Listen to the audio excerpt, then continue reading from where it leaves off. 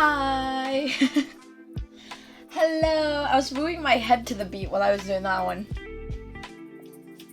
And I procrastinated a little bit because I was like, yeah! Just kind of vibing for a moment there. That was fun. Hello! I'm back. I have rejoiced. I have made a return into life because I have stuff to say and want to be here and yay! And Halloween is very, very, very soon, and I'm very, very, very excited.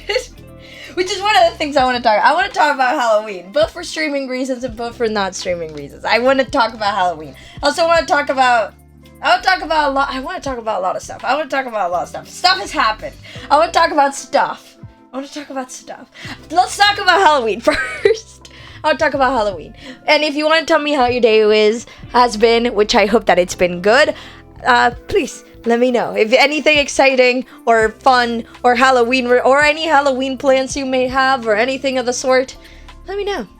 Anyway, Halloween's fun. We're decorating the like our dining table and stuff tomorrow because we have people arriving home on Friday, so we're gonna have the entire place decorated starting from tomorrow up until Monday. So at the end of either Tuesday or Wednesday we'll probably take it down. But that's fun. We have these little candle holder that's a pumpkin. Gonna take out the light sign, put Happy Halloween on it. We have a couple of But a couple of stuff. It's gonna be fun. It's gonna be cool. So we're gonna decorate that tomorrow. Got my the last bit of my costume that I need is arriving tomorrow as well, which is nice. I've like practiced it, like quote unquote practiced it. Like like the stuff I had, I like put it on to see if it looked good. It does. I'm happy with that. Tried the makeup a little bit to make sure that it wasn't gonna suck. It doesn't, hopefully. And yay. So the last bit is arriving tomorrow, so I can practice that because I'm not sure about it. So I'm gonna, yeah. And then that should be that set. My day's been alright. How's yours? My day has been good. I bought a ring pop today because I saw a ring pop and I wanted a ring pop. I had to wake up early for something, but that was fine because I bought a ring pop later. I was watching a show and I saw you. But yeah, we're having fun. But yes, Halloween's gonna be fun. So Halloween-wise, we said we might do a Halloween community night on Friday. It would have to be on Friday because I'm not sure if I'm gonna be able to do anything during the weekend. Most likely is not. But what I do want to figure out, and that I need to put my mind to it, is what I want to do Halloween per se, because I can stream on Monday, the 31st, which is Halloween. I can stream that day. Like, I know that for a fact. Nobody's gonna be staying at my house a day and I have the afternoon free. I can stream that day, technically. So I could do Halloween stuff, I'm pretty sure. Who knows? Could be fun. But yeah, the plan is I'm gonna make a poll on it on the Discord, either at the end of this or tomorrow, to see if people are available for Friday Halloween themed community night. We would be playing the same games we'd be playing, but it would be to kind of celebrate Halloween kind of thing. So yeah, it's gonna be fun. It'll be fun. It always is. It's always fun. And the candles are chef's kiss. I can't wait to decorate. Can't wait to do stuff. I'm excited. I love Halloween so much. I'm so excited for Halloween. I'm always so generally excited for Halloween. So excited. I'm like hyped about it. Anyway, that would be awesome. Indeed it would. Halloween is awesome. Post that. What else has happened in my life? Oh, you might know me from my Doctor Who themed freak out on Twitter. you might know me from screaming in caps lock. Yeah, that happened during the weekend. That was fun. Freaked out about it. Had to pace around the house for a while reading what other people were saying to try to calm myself down for a bit. I was the worst part of it all, I was home alone. So I just reacted the entire time, and then I had no one that would pretend to listen to rant to someone about it. So I was what do I do? And then I just started continuing to tweet where my mind was at. I'm what am I doing? But yeah, that happened. The House of the Dragon finale also happened, which I also, wow, that was an early morning freak out. Me at 9 a.m. freaking dying in my room. Fun. Shows are great. I love shows. I like watching shows. I like getting way too overly obsessed with shows and then freaking out when stuff happens. That's my favorite. And then they become my entire personality for a bit. And that sometimes happens, and that's okay, I guess. Yes. I don't know if since the last time... No. After, the day after my EVS stream, I replayed the Arcana again. For funsies. I also did that. Done the drawing, the Froggy Fall drawings are almost fully done, which is so sad, and I'm so proud at the same time. What's tomorrow? Tomorrow's Cauldron. What am I gonna do for Cauldron? I'll figure it out. I like the warm sweater one from today. But yeah, we're right into the end of that as well, with the 31st. Oh, so much stuff. I love it. Shows you can binge for weeks, but also finish in days are the best. Very true. Very, very true. I love shows. I don't know. And I just like several sets of, like, media. I just, like, get really into something, and it's, like, everything I think about for a bit until, like, I find some, like, either that passes, or I find something else that excites me, like, the same, but now, because it's been a while since the previous thing, it excites me more, kind of thing. I just hop from one, like, I love this so much, and that's the only thing I think about, kind of deal, to the next, and that's it always, and that is it always. But yeah, it's fun. It is fun. Oh god, this is gonna fall. Don't fall. Don't fall. There you go. There we go. What else is what else can I talk about? That's like the main thing. I just want to talk about Halloween because Halloween's coming soon. I just want to talk about Halloween. I have Play-Doh in my hands because it is fun to play with. I can also like quickly mention that because it's fun. It's fun. I love it. But yes. I'm just excited. And yeah. I just want to talk. So, because right now, like, the two main moods in my head is, oh my god, it's Halloween soon, and oh my god, the recent shows I've, like, watched episodes from are so good. And that's it. That's my two current moods. It's, oh my god, show so good. Oh my god, Halloween is soon. And that's it. Well, actually, my TikTok For You page started getting a lot of, like, writing related stuff. I've been getting, like, prompts and, like, kind of thing, and some of it's like, oh, I want to, like, and as seeing a few of them, I'm like, I want to continue with the fantasy journal. I just, like, saw a few and it reminded me of something. I saw one TikTok and it reminded me of something that I, like, that I'm doing in my fantasy journal, and I'm like, oh, I want to continue in it. Which shows am I into right now. So, because of the special on, was it Saturday or something like that? It was Sunday. The Sunday special of Doctor Who. I'm like right back at Doctor Who again. I'm always into Doctor Who, but sometimes I get really reminded of how much I'm into Doctor Who, and then it's all I can think about. Kind of like I am right now. Like, episode happened, stuff happened, and now I'm like, wow, I remember why I love this show so much. And I'm in that. House of the Dragon's been great. Watched it, finished it, the last episode. I was caught up, watched the last episode when it came out. Loved it as well.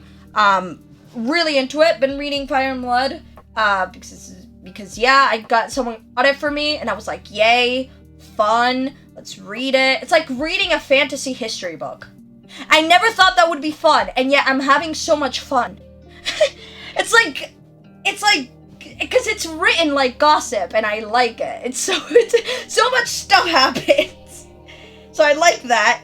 I watched, not as much as these two shows, but I watched Rings of Power, and the last episode was really good.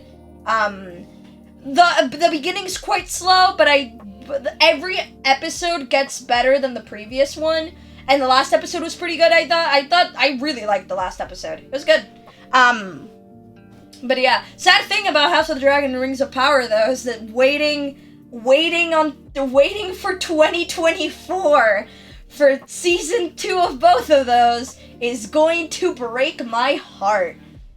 Oh my god, I hate it. What's my favorite book? Damn, that's a good question. What is my favorite book? I love lots of, like, history, like, fantasy-based stuff. Not history-based stuff. Fantasy-based stuff. So it's something like that. Apart from Fire and Blood, I'm, like, around halfway through Six of Crows. So, we'll see. But I've been liking it so far. I've liked it quite a lot so far. My favorite book as a kid, like the first proper book, it still had drawings and stuff in it, but it was kind of, it was like the first actual book with mostly writing that I first sat through, Temple Twins. It's 2 books, loved them a lot. Kind of really got me into reading. I've read some, like, classic obligatory, like, English, like everyone knows them, and then some people have read them because they've taken a lit class. I've taken a lit class, so I've read a few of them. Some of them are good. I'm not gonna lie, some of them are good. I read The Kite Runner and cried. I read a lot, most of, but like I've read some from like English class that I have indeed liked, like Kite Runner Whisper English. That's class. I read a graphic novel for class, and it was also really good. And then most of the stuff I read by myself, especially not as much now, but a lot like growing up, very YA, high fantasy kind of stuff. So like I read the Hunger Games at its time, read the Percy Jackson books at its time, like yeah, that kind of thing. So I don't know what my favorite book would be. Like I read read a lot of like series books growing up, and then I've read some like quote unquote like classic literature books for like class and stuff. And then I've read some like enough kind of things. I don't know what my favorite book is. I should think about what my favorite book is. Damn. But yeah, I'm liking Six of Crows. And I had gotten, because I had already watched like Shadow and Bone and stuff, and I read the first one I kind of wanted to see the comparison and kind of stuff. And I was interested, and I like went into the website and that kind of stuff to see, and I saw that you could like start with either one of the, the three kind of like the trilogy and the other two duologies, and so that you could technically start with any of them. And I decided that I was really wanted to read Six of Crows because I had heard some stuff about them, and when I watched Shadow and Bone, I found them to be those three from the Crows to be my favorite characters. So I wanted to read Six of Crows, and so I just got it. So one of the first like not young kid books I read that I truly loved was a book called Moon Over Manifest. I've never heard of it. The show and the books are so different, but also so good. I agree. Finished the third book of Hunger Games recently because I read the first 2 years ago, but the third that I got in the pack was missing pages, so I had to buy it again. Damn. It was missing pages? That sucks. I hope you're enjoying it though. Hunger Games was a point. It was one of those things where I have like this nostalgic sense for it because I like read it. I remember getting I remember buying the first book from like a book sale, and then I remember taking two the other ones. I said two. The other ones from my school library. Same with the Percy Jackson books. Same with a lot of books actually. Read Lord of the Rings and The Hobbit from my school's library. My school library had the edition with the maps. And I was so excited about it. Getting the Hobbit version with the map in my school library was so awesome. I have the collections edition of Six of Crows because I wasn't planning on buying it. I was planning on buying it for my phone, Kindle or something, and read it. And read it through my phone, and that's it. But I went to a bookstore, found the collector's edition, so the nice red one, and I was like, damn, I need it. It's so pretty, and I'm gonna read it anyway, so it's worth it. And it wasn't that expensive, and I was like, yeah, it looks very pretty. It has the character drawings, it has the maps, it has the pages lined in red. Love it, beautiful, amazing. I like how they explored the emotions of Katniss, very true. I forgot about The Hobbit. My father thought it was a good idea to read that to an 8-year-old. It did not go over well. I can imagine. I'm wearing the ring right now. I have a pendant necklace, and I have this, and I just switch between the two every so often. Me Lord of the Rings chain with a Mandalorian shirt. We're living it up high style today. We're clearly, and my phone just got a notification from the Wakanda Forever movie. It's a clip on YouTube. Clearly, hold myself to a huge standard. Anyway, but yeah, it's fun. I like it. But the thing about series is, and I think that's why YA high fantasy stuff hit over so many people so well. It had a lot of people, including myself, held on YA's pinky. Who worshipped YA fantasy. And to a certain point I still do. It's the world building, man. It's It's the amount of, like, depth there is to everything. It's like, I can believe this exists. I can't believe this world and these characters, like, fully exist. And, like, you spend so much time reading about them. It's like you know everything about them at this point. It's like, you feel like you know them now. It had me hooked immediately. But yeah, that was great. I remember being very excited about finding it in my, finding that the version my school library had maps.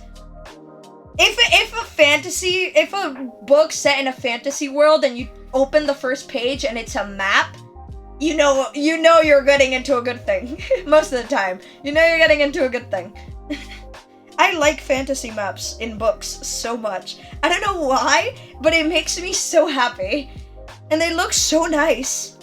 Makes me so happy. But yeah, YA fantasy is always it really got me into, like, most reading. It was, like, most of the reading I did around early tweens, early teens kind of thing. I love it. Love it so much. Boop, boop, boop, boop, boop. My teacher read The Hobbit to us again in, like, 4th grade, and for some reason did the most high-pitched feminine voice for Gollum. Keep in mind, this was a 6-foot-tall Australian man. The picture of that 6-foot-tall Australian teacher doing a high-pitched feminine voice for Gollum is incredible. Oh my god. That's wonderful. That is... I don't want to know what... Well, I kind of do want to know what decisions... Like, what the thought was behind that one, but I appreciate it nonetheless. I'm glad that exists. The entire classroom was rolling on the floor. I can imagine. That must have been hilarious. That must have been very, very, very funny. But yeah. I like reading. Reading's fun. Reading is a lot of fun. And he did throughout the entire book. He never stopped. That's commitment. Honestly, if you're gonna start with a funny voice for a character, you better keep that funny voice till the end. Like, if you're gonna do the bit, commit. Respect. If you're gonna do the bit, at least commit to it to the end. So I respect that. Nice. If you're gonna choose a very funny voice to make people laugh and have fun with it, you better commit to the end. So, props. I appreciate that. I wasn't there and I appreciate it. Half of the time it took him way too long to finish sentences because he was laughing at himself. Also fair. Also fair. I just keep picturing it. And I find it really funny. I mean, hey, it kept the class entertained. True. That kind of thing, making voices for characters, or, like, doing something fun to keep, like, children entertained, like, it does keep, like, children or, like, early tweens or that kind of stuff, just children in general, like, if you're at school, listen, if you have a very, like, monotone reading voice, you might lose a few people in the middle of it. So doing that kind of thing really brings, like, you back. If you can make it fun for people, hey, nice. That's the kind of, like, I got really into reading because an English teacher made it really fun for me. And, like, it kind of, it was a mixture between the book I was reading at the time, the Templeton Twins book, and the teacher I had at the time. Made it really fun, and I was like, and that was the moment I realized, oh, damn, reading is fun. Like, fully fun. And yeah. And then I started picking up bigger books, and then I started picking up sad books. Damn. I had a very, like, sad period where I read, I read very tragic books. I'm not sure why, especially because now I probably wouldn't do that kind of thing. Like, if I picked up yes, I like sad things. I take that sentence back, I absolutely would. I like sad things a lot. I like sad things a lot. I don't know why, because I cry very, very easily. But I like sad stuff. I like sad stuff in, like, anything. Like books, like games, like shows, like movies. If a piece of media can make me cry, I immediately think it's incredible. For, like, the reasons it should make me cry. Not because I'm crying because of, like, an unintended reason. If I'm crying for the intended reason, then it's not even that rare. I cry very, very easily. I have the opposite law. I got into reading so I could read books without having teachers read them. That's also fair. I don't like following someone reading out loud either. Unless I'm, like, listening to an audiobook, but I'm not, like, following along. I'm, like, only listening while I'm doing something else. And I don't listen to audiobooks that much. I'd rather just read. But I sometimes do because time reasons. It's, like, fun. Sometimes it's cool to, like, have something being narrated to you while you're doing something else. It's like listening to music kind of thing, but you just have to pay a little bit more attention to what's being said, and I like that. If I'm doing something that I can do kind of like automatically, having an audiobook or like something like that, it's fun. I like that. I like that. But yeah, when I literally just got into reading when I, like, suddenly discovered it was fun. And it wasn't because, like, this teacher was, like, reading me, like, the books. We were doing, like, we'd do the things where they would check your pronunciation and that kind of stuff while, like, reading out loud the book you were reading. I was doing that, and he would, like, when there was funny bits, he would joke about it. Like, he would, like, discuss it with me. And I guess that was the moment where I went, like, damn, I'm having fun. I don't know. I just remember that being, like, the shifting point, I guess. I still have those books. I still have those top of the twin books that got me into reading because I like them. They're still really funny to me.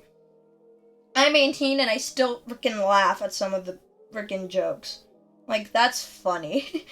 Sad books are just so well written. They are. I don't know why, but I like sad fiction a lot. I like sad stuff in fiction.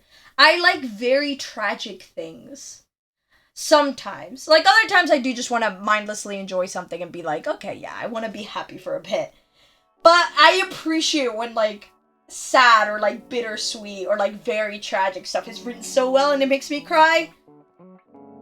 I just like it. I don't know. It's like the other thing with, like, fan fiction and stuff. I love angst and I love hurt comfort. I don't know why. I enjoy it so much. I enjoy having a bad time.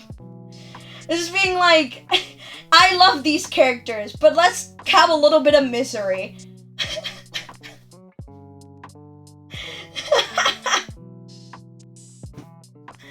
Staying up past midnight finishing a book through tears is both the best and worst feeling. You're absolutely right. It's fun.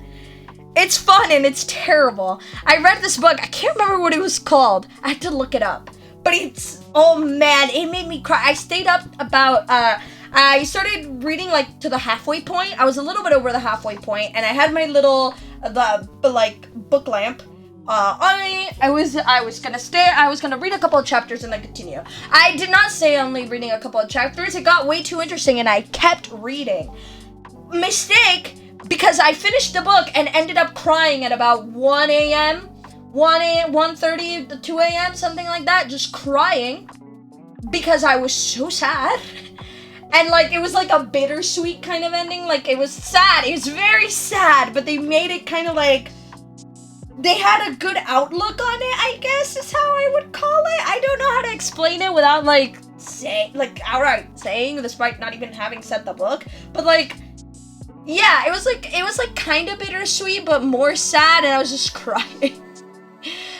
And it took me, and then I had a little bit of a headache, and then I had to take something, and then I couldn't fall asleep with the headache, and then I had to wait for the headache to pass, and then I fell asleep. And I wasn't very accustomed to staying up super late yet. That was before I started, like, staying up late. I read one book that I just got so sad at the end, and then I just got worse and worse, and the mystery just wouldn't stop. Damn. That sounds like a cry fest. Oh my god. But yeah, I don't know why, but yeah, I like crying at fictional stuff sometimes. Sometimes it's just like, I just want to cry for a bit. Not so much just cry, but I just want to, like, read or watch or just play something sad. And it's fun. Like as fun as it could be. You get what I mean? Like, I find it enjoyable while also being an absolute misery. Not sure why. My only exception is I can't for the life of me watch those movies that have like pets as protagonists and then have a sad thing come up. I cannot stand like pet angst. Like I can't. Like pet sadness. Like those books where a dog is the protagonist or something like that, or it's like the owner and their like horse or cat or dog or whatever. Can't. I will not willingly watch like those movies. You reading any good books currently? I'm only reading right now. I momentarily paused Six of Crows because I was like, I haven't had the time to like sit down with like a paper book, and I have it on a paper book. So like most of the time, even if I'm taking the train or I'm just like waking up in the morning and I just want to do something on my phone before I like get up, I'm reading Fire and Blood. And I'm having fun with that. It is a tough read, especially the first 100 pages. You either have to be really into Game of Thrones or enjoy that kind of stuff. But it's if you do, it is good. There's so much historical gossip. Damn. Also, I'm just reading it so that I can kind of get an idea what will happen after the jacket continuously forward. Because oh my god, I cannot just stand there. But angst is another level and is not okay. It is not okay. Watching an animal be sad for like 2 hours or like have something sad at the 45-minute mark on a movie is not, I'm not, Nah, I can't do that. Those movies where it's like, it's a dog protagonist or like it's the owner and their pet, that kind of thing. I remember is it called Waiting for Love? Is that what that song is called? There's a song and the lyric video is about a dog and the owner of the dog goes to war and whatever. I watched that lyric video once, cried through it, and could never watch it again until like years later when I like came to terms with it. But I avoided it like the plague. I was so emotional over it, because I was not expecting it. I was not okay. I was not okay at all. It hit me dirty. The music video for Happier broke me. I hated it. I can't. Anyway. So, some things, like, I like sad stuff, and I like me, like, crying and stuff, but some things, I'll just watch them, and it's not even that they're particularly sad. I remember watching them, like, I wasn't even watching it, I entered the room while, like, my parents and my sister were watching it, and I saw one scene, and I couldn't stop thinking about it. This was a long time ago. We had it on DVD. So we had the DVD shelf and it was there, and I couldn't look at the DVD shelf because my eyes would always land on the particular movie, and I would remember the scene, and I remember that it was supposed to be a joke, but I didn't find it funny because I just pictured myself in that situation, and it made me so freaking sad. It just, And stuff like that happens to me sometimes. And then there's other stuff where, like, it always makes me sad, but I'm like, I don't have to avoid it like the plague. Like the Coco ending, like the Disney Pixar movie Coco. The ending always makes me cry. I haven't watched it in a bit, but every time I would watch it, no matter how much time would pass, I would cry again. Despite knowing how it ends, because I had seen it before, and yet I always continued just to cry at the same scene. But I'm like fine watching it. It's like, it's that kind of thing where like some things I like, sometimes they make me feel so bad that I have to avoid them so hard, and then other stuff is like, it makes me sad, but I'm like okay with it. It's like I come to terms with like this feeling of sadness, and I'm comfortable with that. But there are some where they get me so like sad or like so in like this despair feeling that I avoid them completely. And like it happened with that movie, it happened with the freaking Waiting for Love lyric video thing. And yeah, and some I've come to terms with it, like I can watch the lyric video now, but like others I still like I don't think I could sit down and watch that movie. kind of thing. And then there's stuff like Coco where I'm like, okay, I cry every time, but I'm okay with that. Like, I'm comfortable with the sadness that this brings me. It's weird. It's weird. It's like I like angst. I like sad stuff, but certain sad stuff. It's gotta be a certain level of sad stuff, or a certain type of sad stuff, for it to be a sad that I'm, like, comfortable with feeling, I guess. Like, willingly. Like, I'm willingly watching this, or I'm willingly reading this. It's gotta be a sad that I'm willing to, like, feel. And some stuff I'm just not here for. Just, The one movie about the dog who dies and then gets turned into another dog and dies again was torture. But yeah. Oh my god. Yeah. But yeah. That's like my kind of relationship with fiction. It's like, I'm okay with stuff I'm okay with being mad, or I'm okay with, like, being sad about something, but there's certain things where I, like, can't handle. And, like, mad is the other thing. Sad I have a few things, but, like, mad is the other thing. There's some mad that I can be mad at a character. Like, I'll be watching a show, I can be mad at a character. But sometimes something pisses me off to, like, such a point where I, like, have to either pause for a bit and, like, get away because I'm like, getting far too mad and I'm, like, no longer comfortable with it. Or I literally I've watched that movie once, can't watch it again. Because it made me so mad. It's the kind of thing where it just pisses me off. And it's happened with a few books in the past as well. Oh my god, I've read books where I, like, get the moral, very well written, you've made me so pissed, I would never read this again, though. Like, I respect that, it's well written, you accomplished the goal you were trying to, that you were trying to accomplish, and, like, making me, like, you got me to your moral, very good, I am so angry, I would never willingly put myself through this again.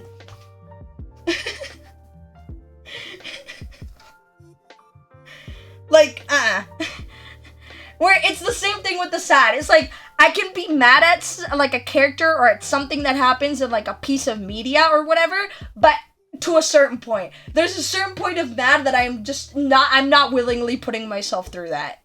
I can maybe willingly put myself through that once, but not again. Oh my god! I can still read it, don't worry.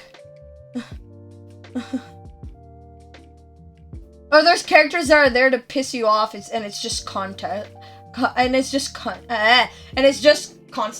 Yeah, I find it annoying when it's just like, we're gonna, like, unless it adds to the plot, unless it's necessary to the plot, like, a lot of pieces of media need you to hate a character.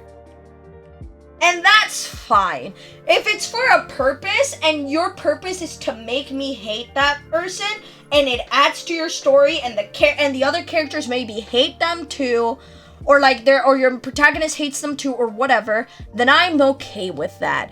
But there are some characters that just, or their plot lasts too long. This also angers me. Like, this character just pisses you off, and everything they do is just working out perfectly for, like, far too long.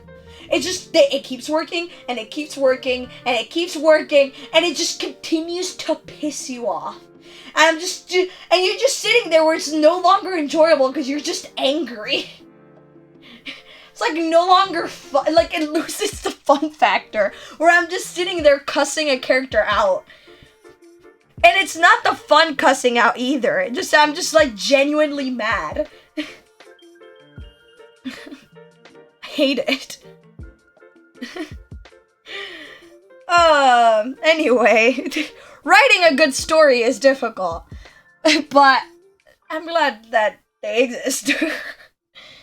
Even if you'll occasionally find something that'll make you sad or mad in an uncomfortable way. But the joy when they die is almost worth it. It is. I love watching a show or watching a movie or reading a book and just looking at a character and being like, I hope you have the worst fate ever. Like, I hope you suffer so much. I'll be so happy over your misery. It's great. It's oh so great. That being said, I enjoy a morally gray or like antagonist more than a just obnoxious I fucking hate you kind of thing. Cause like at a certain point I'm okay with being mad, but like I'm okay with being mad, but to a certain extent. Cause sometimes I just get really pissed off. It's the same with like certain like games and stuff. Oh my god, I play rhythm games sometimes, like on my phone and that kind of thing. I play a rhythm game. I'm playing a rhythm game on my phone. And, like, I really like it. I'm the first to tell you that I love playing it. But sometimes I get so pissed off when I'm, like, making so many mistakes and I just have to, like, stop. I have to, like, oh my god, you're making a huge deal out of something that doesn't matter. I'm like, okay, touch some grass. We're okay.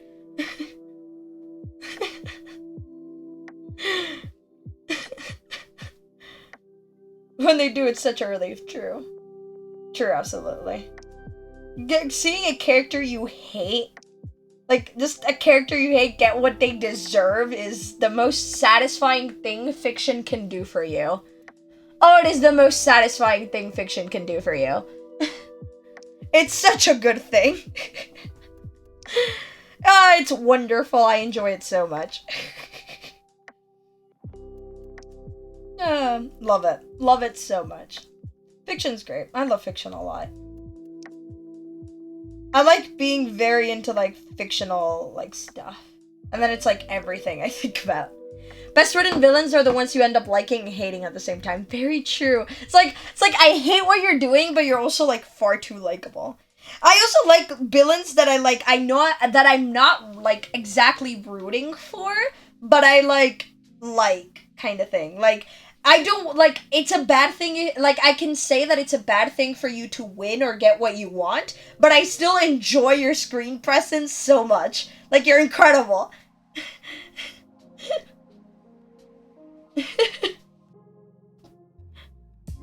It's like, I appreciate you as a character so much. Like, I can see why you're wrong, but I enjoy your presence so much that I can, that I'm okay with it. I know I don't want, like, for you to get what you want would be a bad thing, but I'm so glad that you're here trying to do it anyway. My mom has this thing where she says that, like, if you ever get the opportunity to play, like, characters or whatever, she says that she'd always pick to play a villain because they, like, have the, like, They like, have the best time right up until the end. And it's so true. Like, the hero suffers so much throughout the entire... And if, for example, you take a 2-hour movie, the villain is having the time of their life for about, like, most of it, and then the villain wins right at the end. Those characters that you know they shouldn't win, but when they don't, you're a little disappointed. Right. It's kind of a double-edged sword, especially where, like, you make a very smart villain. If you make a very smart villain, you gotta think of a good way to defeat them. Or leave it in they're not, like, fully defeated, like, you avoided them kind of thing. Because you can't have someone very smart, like, mess up in a majorly way. Like, in a way they wouldn't mess up. You know, kind of thing? Like, if you make a very, very smart villain, you can't just have them do something stupid. It's like writing a very smart villain and then they just, like, monologue their plan. That would be the stupidest thing in the world. Like, they wouldn't do that. They're intelligent. They, like, plan things out, kind of thing. The other thing that pisses me off, kind of related to villains, but not fully, mystery novels, so crime-solving novels. There's been a crime, there's been a robbery, there's been a freaking, I don't know, anything. Murder, who cares? Whatever crime, insert crime here. And your protagonists are detectives or make-believe detectives or whatever. They're solving the crime. And then the crime ends up being, like, either stupid reasoning to bring out a like, surprise ending, like, shock ending. It's like someone you would have never suspected and it almost makes no sense. And then they pull in some logic to try to make it make sense. Or a character you've never seen before. Of course you're not going to guess it. A good mystery novel answer needs to fit in with the rest of the evidence. It can still be a shock. You can still hide your criminal in your reader's eyes or viewers or whatever you're doing, but it needs to make sense. And even if they guess it, and even if your viewership or readership or whatever the hell guesses it, it can still be a shock. your answers need to make sense. And this doesn't only go for like criminals and that kind of, like criminals in like fiction or whatever, but like if you have a mystery plot, like, oh, whoever's keeping a secret, or oh, we don't understand whatever, or oh, there's a mystery person, or oh, whatever. Even if the people consuming your content figured it out, it can still be exciting. You either need to make it so it makes sense and people can't figure it out, and then when you reveal it, it's like, oh wow, it makes so much sense. Or even if they had suspicions for it, you still do a shock reveal and it's still like, wow, kind of thing. Like, I was expecting that, but it's so surprising. You stick to a story. You don't flip stuff around just for shock value, because it is so frustrating when things don't line up. It is so. I'd much rather guess who your criminal is than you do a shock twist reveal that doesn't make sense. Oh my god. The best mysteries are the ones that you didn't find out and you're so mad you didn't realize. Very true. Very true. It's the kind of thing where also, like, if you're having, like, particularly detective, criminal kind of storylines, if you have a robbery or someone committing, like, murders or whatever, and they're, like, for example, like, a very, not prestigious, what would you say, like, a famous criminal, I guess? If they've been doing it for a while, they wouldn't suddenly make a mistake. It's the same thing about the smart villains. Like, if you have a very smart villain, they suddenly wouldn't do something really stupid. Anyway. Just, I don't know why I got into that rant, but yes. Those are, like, two things that, like, especially with the mystery stuff, your stuff needs to make sense. Even if people are able to figure it out, you can still do shock reveals, or still have, like, an emotional element to it that'll, like, move your audience, but do not pull shock just for the sake of shock. It is so annoying, because it's like, it doesn't make sense. I have to head out soon. Have a good rest of your stream. No problem. I hope you have a great rest of your day. And this reminds me that it has been 47 minutes, and we haven't played anything yet.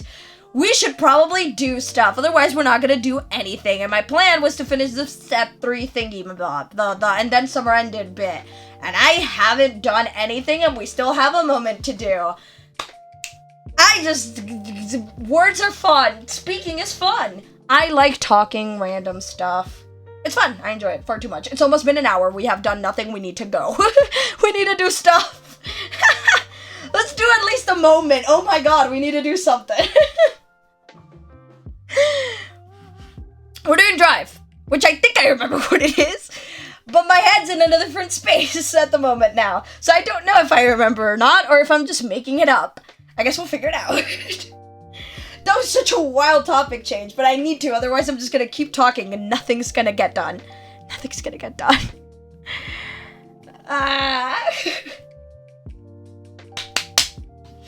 Reading time. I'm gonna take a sip of water. I continue playing with my Play-Doh. Like a lazy cat, you stretch your arms above your head and yawned, blinking your eyes sleepily. The day was warm and pleasant, and you were lounging on the couch in the living room, finding it difficult to do much in that moment. Your moms and Liz had gone out shopping, looking for some new items for your sister to take back and decorate her college dorm with. They had asked you if you wanted to go with them, but you declined. For you, today was all about relaxation. Kova dropped by to spend some time with you, content to join in with doing nothing. Doing nothing with, like, someone you, like, enjoy the company with is so nice. Like, you can both be doing, like, whatever you, like, want to do, and it's, like, and that kind of, like, it's so nice, just doing nothing, but, like, with someone you enjoy the company with. It's, like, that's when you realize you're truly, fully comfortable with someone, where you don't have to have a point to, like, hang out with them. Just, like, we can do our separate things, or we can just sit there, and it's still enjoyable. The two of you had been chatting idly as you laced around, talking about other things you had planned for the summer. You were sitting next to him. He sat on one couch while you sat on your own. He sat on one couch while you were fully stretched out on the other. That sounds uncomfortable as hell. You were stretched out across him as he sat on the couch. You were cuddling on the couch. Let's cuddle. He had an arm loosely slung around your shoulders, and his head tipped down against you while you were nestled against his side, enjoying the comfort of his company. The day dragged on, and you found yourself yawning more and more often between conversations.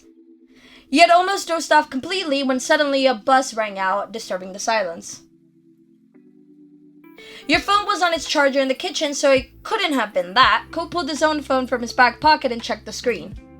His movement had jostled you, so he tried to readjust your position to get it right again. Oh. It's my mom. After leaning forward and setting the phone on the coffee table in front of him, Coke hit the speaker button. Hey, what's up? Ace is here too. Hi. Hi, Gove. Hello, Ace.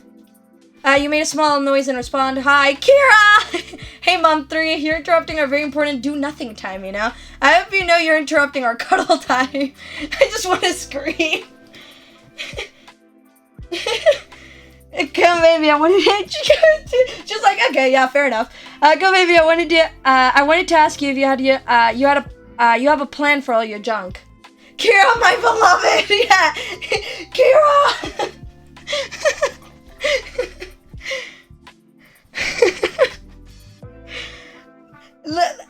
I should start answering my phone like that.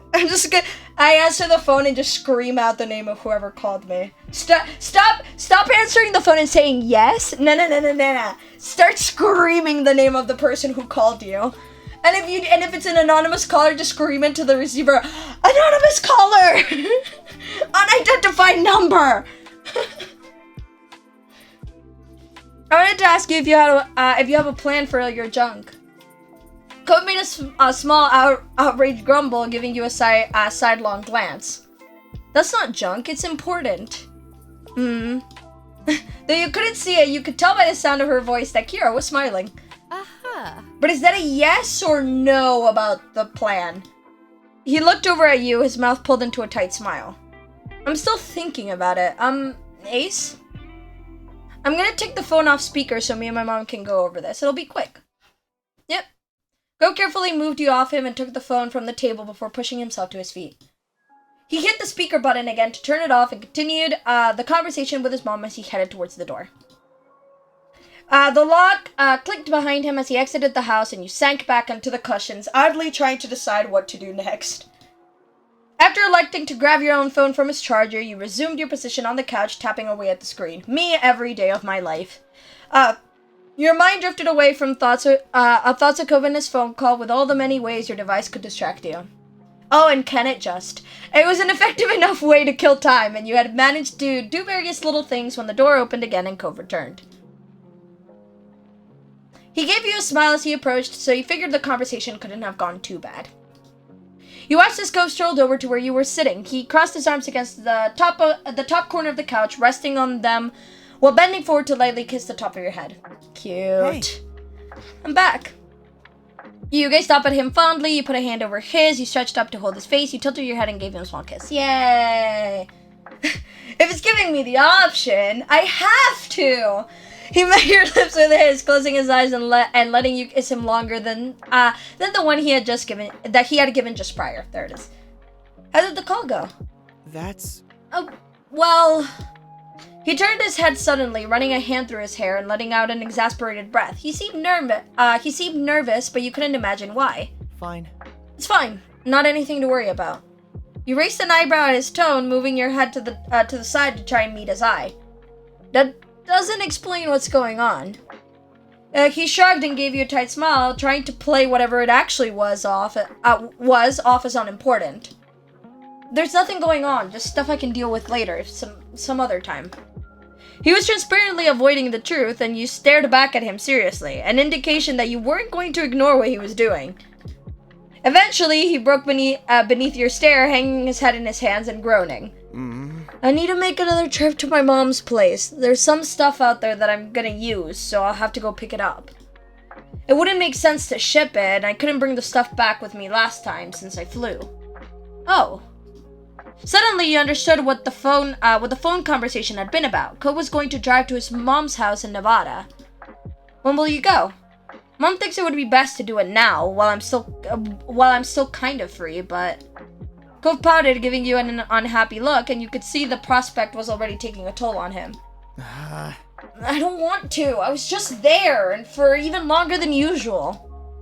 Why do I have to leave right now when it's our last summer like this? You laughed, not knowing why he was being so difficult about it. You thought it was cute he wanted to stay. You can hack it. I don't want you to go either. You shook your head affectionately.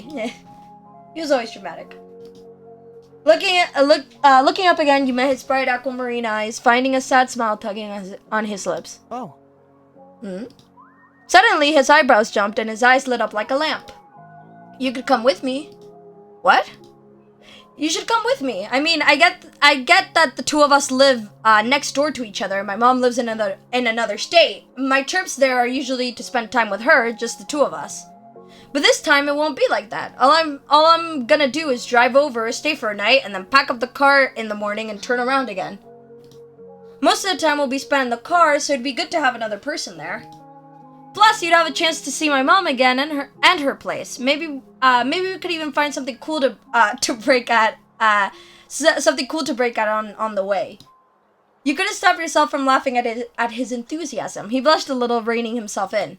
Please? I just feel like it could be fun. Please, could you think about it? Of course I'll come with you. I have to let my moms know, but as long as we've got nothing else important on the days we pick, then there's no reason why I wouldn't be able to go. He grinned from ear to ear, thrilled by the news. He put both his hands on your cheeks, kissing your face all over, having to bend down far to do so, but he didn't mind it. Height difference things. That moment when you're 5'2". Then he wrapped his arms around your neck, letting out a happy sigh. I'm so glad. This is so great. I'll call my mom back and let her know right now. You spent some time together going over your schedules and making plans for when you could take the trip. You needed to fit it in around Ko's work schedule, which he brought up on his phone to double check. Luckily, it was only a 2-day trip, so finding a couple free days in a row wasn't impossible. It wasn't long before the dates were finally set and all the plans were made. You were excited for the trip, you were content with the plans, you were nervous, you were feeling unsure about everything. Happy about it. Whee! A short trip sounded like a perfect way to spend some time. You could listen to music, eat snacks, and enjoy the open road. Road trips are fun. I genuinely enjoy road trips a lot. No matter what you thought about things, the morning when you were due to leave arrived. It was cooler than usual, the sun barely peeking over the tops of the houses. You stood outside your house on the footpath near the road, waiting for Cove. You were feeling refreshed after a good night's sleep and an early wake-up. With your travel bag clutched in one hand, you watched as Cove finished packing up his car. He had organized all sorts of things, water bottles, snacks, and who knows what else. Cove insisted he had everything under control and didn't need help. At least you could rest easy, knowing that it was all taken care of. As you waited, you glanced over Cove's car. You knew it well. It used to belong to Mr. Holden, and when Cove had learned to drive, it passed to him. His dad had taken the opportunity to get a newer one. It was pretty old at this point, but had served both of them well so far. You just hoped it had enough life left in it to survive a trip as long as the one you were embarking on. The slam of a door closing made you jump. You snapped back to focus and saw Cove was walking towards you. He dusted his hands off on his pants and tilted his head towards the car. That's it. Ready to go? Yep, I'm ready. He smiled and stepped aside, giving you space to situate your own bag where you wanted it. But once everything was safely inside, he glanced back at you. All right. We should get started. It's gonna be a ways to go. Woo! You gave him a high five, you hugged him, you smiled back with high fives. He returned it happily, chuckling at your enthusiasm. The two of you climbed into the car and buckled up. Cove in the driver's seat, and you sitting shotgun. His eyes moved to you. Thank you. Thanks again for coming on this trip with me. You're welcome. After checking the mirrors and starting the engine, you pulled out of the driveway, and the trip began. With a small sigh, you got cozy in your seat and watched the familiar houses in your neighborhood pass by. I'm having so much fun, like, one hand on this, like, on the Play-Doh. It feels so nice to play with. Oh my god. I'd forgotten how fun this was. I got it particularly, like, for this reason. Not for, like, I got it for, like, if I'm doing something, like, on my own, or I'm watching TV, or I'm, like, it works for this as well, since I'm, like, reading and only really need, like, one hand on the mouse. It just, to do something with my hands, and I forgot how incredibly soft it is. It feels so nice. I'm so happy for no reason. Grove reached over to turn on the radio. A crackle of static mixed with the old snippets of song filled the car as he flipped through the stations. Mr. Holden's car was in good condition, but it was, well, older. There was no way to plug in a phone to play music, so the radio had to do. Eventually, he settled on Top 40 station before sitting back and resting both hands on the wheel. Is this okay? Yes, you know what I like. Yeah, it works. You nodded. Can I change it? I'd rather have it off. I'm okay with that. It works. He smiled, happy with the answer. Time flew by, and with it, the scenery outside your window became more and more unfamiliar. Neither of you spoke for a good long while, but the quiet was comfortable. You had become all too used to each other's company over the years. Eventually, Cove broke the silence, clearing his throat softly before he spoke.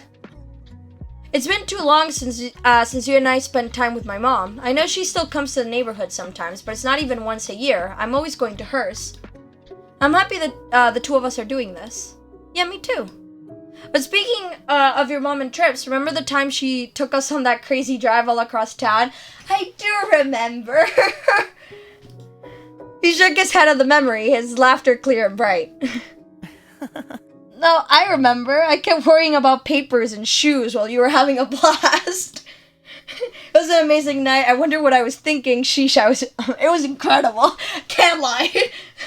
He smiled quietly to himself, clutching the wheel a little more confidently. With the crinkling of his eyebrows, a look of nostalgia crossed over Cove's features. I'm such a sucker for nostalgia. I'm not immune to it. I'm not immune to the fictional nostalgia. Mom always knew how to make things memorable. I can't deny that. Silence slowly crept back into the space, both of you thinking back on that night and all the memories you had of it. Your elbows resting on the windowsill, you gazed out at a world that was slowly coming to life as the morning rolled on by. The sun climbed higher in the sky, forcing you to adjust the visor overhead to keep it out of your eyes. Hey, do you mind reaching back for me? Cove gave you a sidelong glance as he drove, indicating with a nod of his head and a tiny smile. I want some chips, the salt and vinegar ones. Yes! Yes, salt and vinegar chips!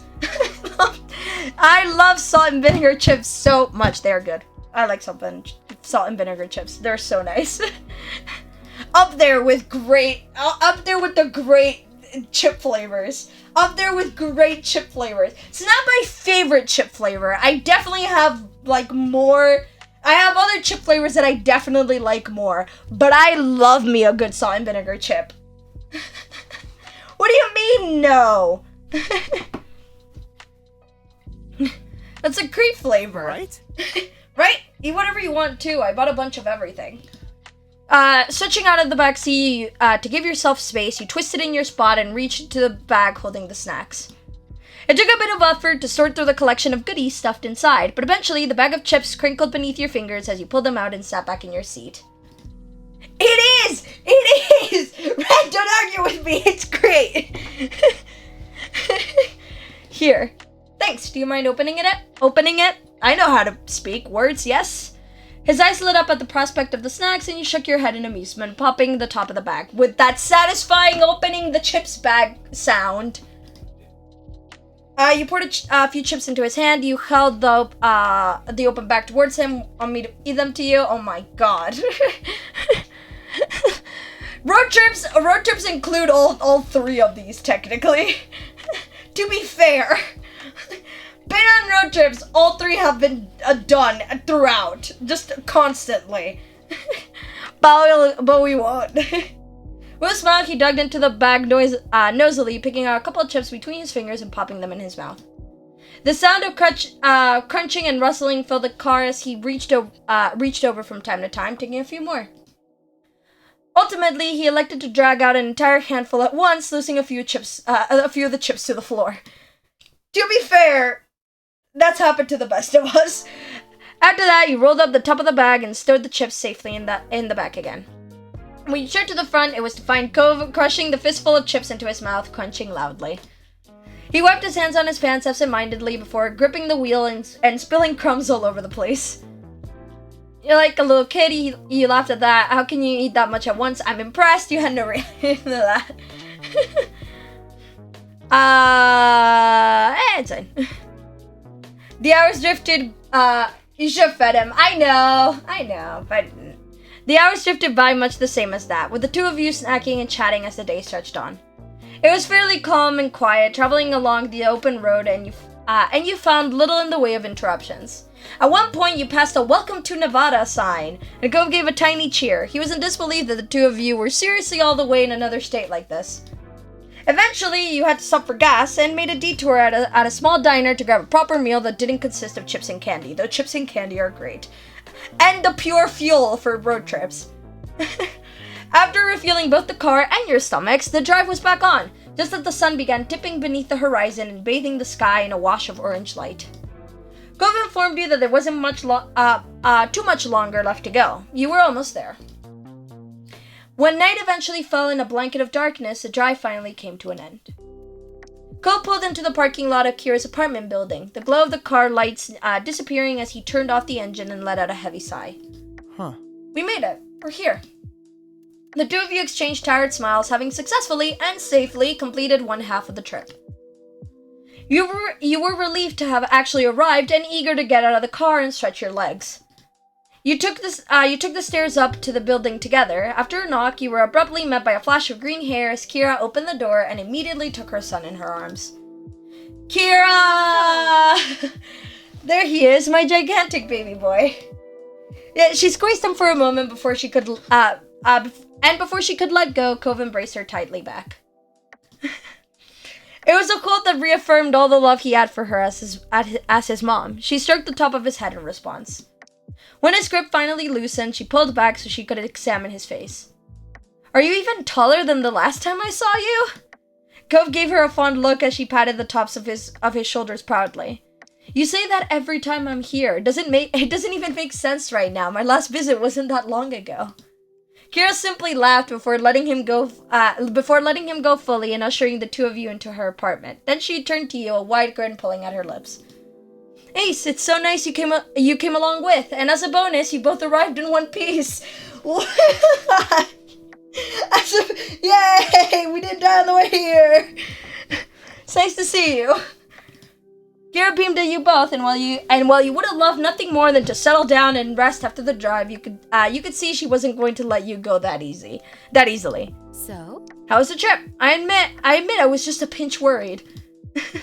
We barely made it. I appreciate your concern, but it was all right. You felt the fussing wasn't necessary. You answer that. I'm making the joke. I'm making the joke. Coke gave you a dried look, as a small smile tilting his lips. We handled it just fine. Garrett clapped her hands together, the bracelets around her wrists jingling. I'm so proud. I can hardly believe how mature you both are. Where did all those smarts come from? Gove ran a hand over his hair with an awkward chuckle. I don't know. Maybe I got it from my parents.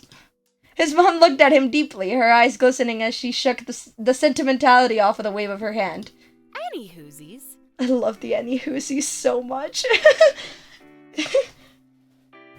Kira, marry me, please. You have to be half asleep already, huh?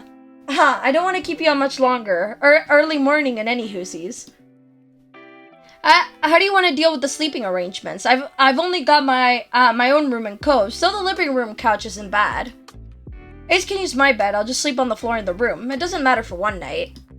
Kira laughed out loud, startling you both. You raised an eyebrow at her outburst, giving her a quizzical look. Oh yeah, you'll just stay on the floor. You couldn't handle that much back when you were 13 with both your parents in the room. Oh no! Oh no, the other road trip! We're never living that one down!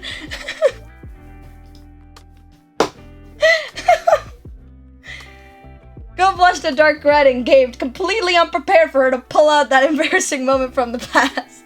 We're never living that one down! Hey! Mom! You blushed, you laughed it off. He's had a long day. It's cruel to tease the poor boy so late, even if it's true. Yeah, she's right. That's totally what you do. You were annoyed. She knows he's sensitive. It was uncalled for. You could have put a hand on Co's arm and show of support. We're just blushing and going with that. Was it really necessary to talk about this? Yes, it is. I'll take the floor. I'll sleep on the couch in the living room. If you're letting me have the bed.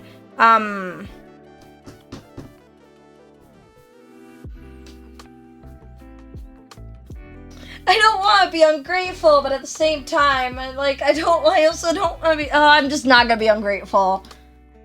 No, it pains my soul, but I'm always like, no, it's fine. So I can just be grateful for once, I guess. I don't know. Go offer it a small smile. Don't worry about it. No problem. So... Would you be okay with me sleeping on the floor in the room? I'd rather be there than out in the open in the living room, even if there is the couch. I'd prefer if you were on the couch. Yeah, you could sit there. Yeah. Kira giggles softly, drawing your attention back to her. All funny stuff aside, you need to get some sleep for tomorrow. Seems like you're setting yourselves up to not get any. I know that sounds really captious, but I'm a mom. I have to say these things. Come on, we're not little kids having a sleepover. We're responsible adults, right, Ace? We're so responsible adults. Can't you tell? Yes, very responsible. No, we're not. Well,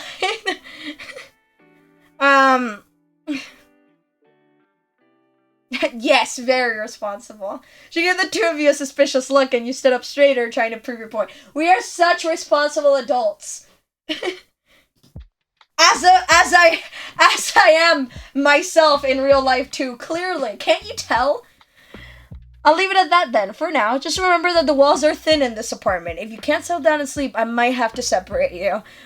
We're responsible adults. We'll be good. Marvelous. Perfect. Garrett clasped her hands together and her bracelets softly tinkling against each other again. It's only getting later, so I better let you prepare for bed.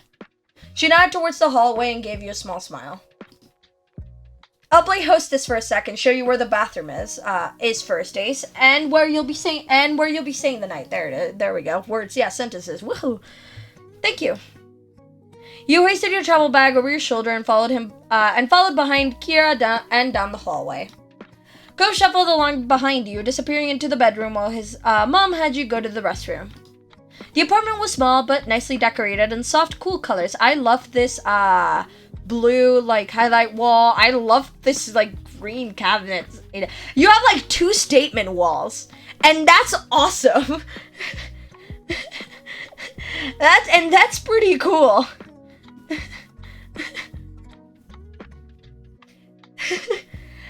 With soft, cool colors with plenty of artwork hanging on the walls to give it character. It was stylish and exactly what you would have expected from someone like Kira. I love this room as well. After being shown the bathroom and wishing Kira a good night, you headed into the room and found Cove already there. He had changed into his sleepwear for the night as well and set aside his glasses already. Looking around, you found the bedroom to look much the same as the rest of the apartment, but with small ocean elements you were sure Cove must have enjoyed when he stayed here. All in all, the room was pretty and clean, though it almost looked more like a hotel guest room than a bedroom. It kinda does. To be real, isn't this the kind of thing you would find at those resorts that have pools? You know the hotels that have a pool? They would have a room like this. Slash positive, I mean that as a compliment. We've only spent a few weeks out of the year there, so it made sense that it wasn't especially lived in. So? What do you think? It's pretty nice, huh? Mom always keeps it clean and everything, even when I'm not here. It's a great room. It seriously looks like a hotel room. That's sweet of her, you nodded. It's a great room. Cool. I'm glad you like it. He seemed pleased enough with the response and gave you a small smile before opening the zip on his bag. When you went back to the room, you jumped in bed and under the covers just as Cove was shuffling into his sleeping bag on the floor. You waited until he was settled in before you flipped off the lights, and a soft glow from the outside peeked through the blinds, casting shadows over the floor. You closed your eyes, blocking everything out. Night. Night, Ace. Good night. The room grew quiet as the two of you wound down for the night, and you found yourself listening to the sounds of the city outside the window. The noise out there was so different to what you were used to back home. Cars zooming past and people out having fun instead of crashing waves and the ocean winds cocooning your house in their embrace. ... This feels familiar, don't you think? We've been having sleepovers for years. And I'm like, I don't know what happened just then. Go mumbled quietly and rustled in his bedding, turning to face towards your location. Right? It feels like I've had this view so many times, looking up over at you tucked into bed. He trailed off a little, and you assumed he was drifting off to sleep, too tired to continue the conversation. I don't understand why they don't sleep in the same bed, crying emoji.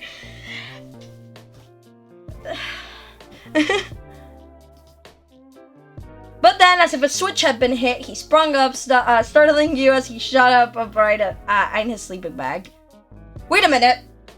Yes. Why am I always on the floor? What? You raised your eyebrows at him through the dark. The times I slept over at your house, you got to stay in your bed. It was your bed after all. But when it was my family hosting things, that always made sure you got the bed there. It's so true though. But it's like I'm not sure why either. The words pulled out of him faster and faster, the pitch of his voice rising as the revelation spiraled. He'd say that you were the guest, it was only right. No matter what, I've always been the one who takes the floor every time. This is a racket! You burst out laughing. I'm sorry, I didn't want it to be that way. Them's the breaks. He only realized that he was right. Shh, don't be that loud. You didn't know how to react. I'm sorry. You felt really bad about the whole thing, but it was too hysterical to listen. My life is crumbling. I can't believe it. This has been going on for 10 years. He stopped suddenly, and you could see through the limited light that his eyebrows were angled in disbelief, his frown bubbling in shock. That's how it is in my family. My moms have always thought that it was more fun and comfortable for the guests to use their own sleeping things rather than a stranger's bed. And in my family, the guest gets the bed because it's good to make sure your guest has a proper place to sleep. We were opposites all along, but I never even thought about it. When it looked like the situation was going to stall there, Ko sighed suddenly, his shoulders slumping in a sleep-addled defeat. I don't know words. It's okay. I don't know how to read words, apparently. Forget it. It's too late to take back all those nights on the floor. At least I could think of myself as being really considerate. Which you are, to be fair, even if he hadn't. He sounded resigned to his fate, but despite looking on the brighter side, he was still pouting. He sighed, even for making the service for me, could being a maybe you went over to... I'm going over. Slipping out of bed, you kneeled down on the floor beside him, though he promptly turned away from you and continued moping. You kissed his cheek, you wrapped your arms around him, you fluffed his hair. Arms. Thinking of nothing else to do, you leaned in and snuggled him into a hug, earning a grumble in response. However, you didn't miss the blush that spread across his cheeks and stained his skin. I feel really bad, though. Now for realsies, I laughed and all, but now I feel really bad. You sighed, I really do appreciate...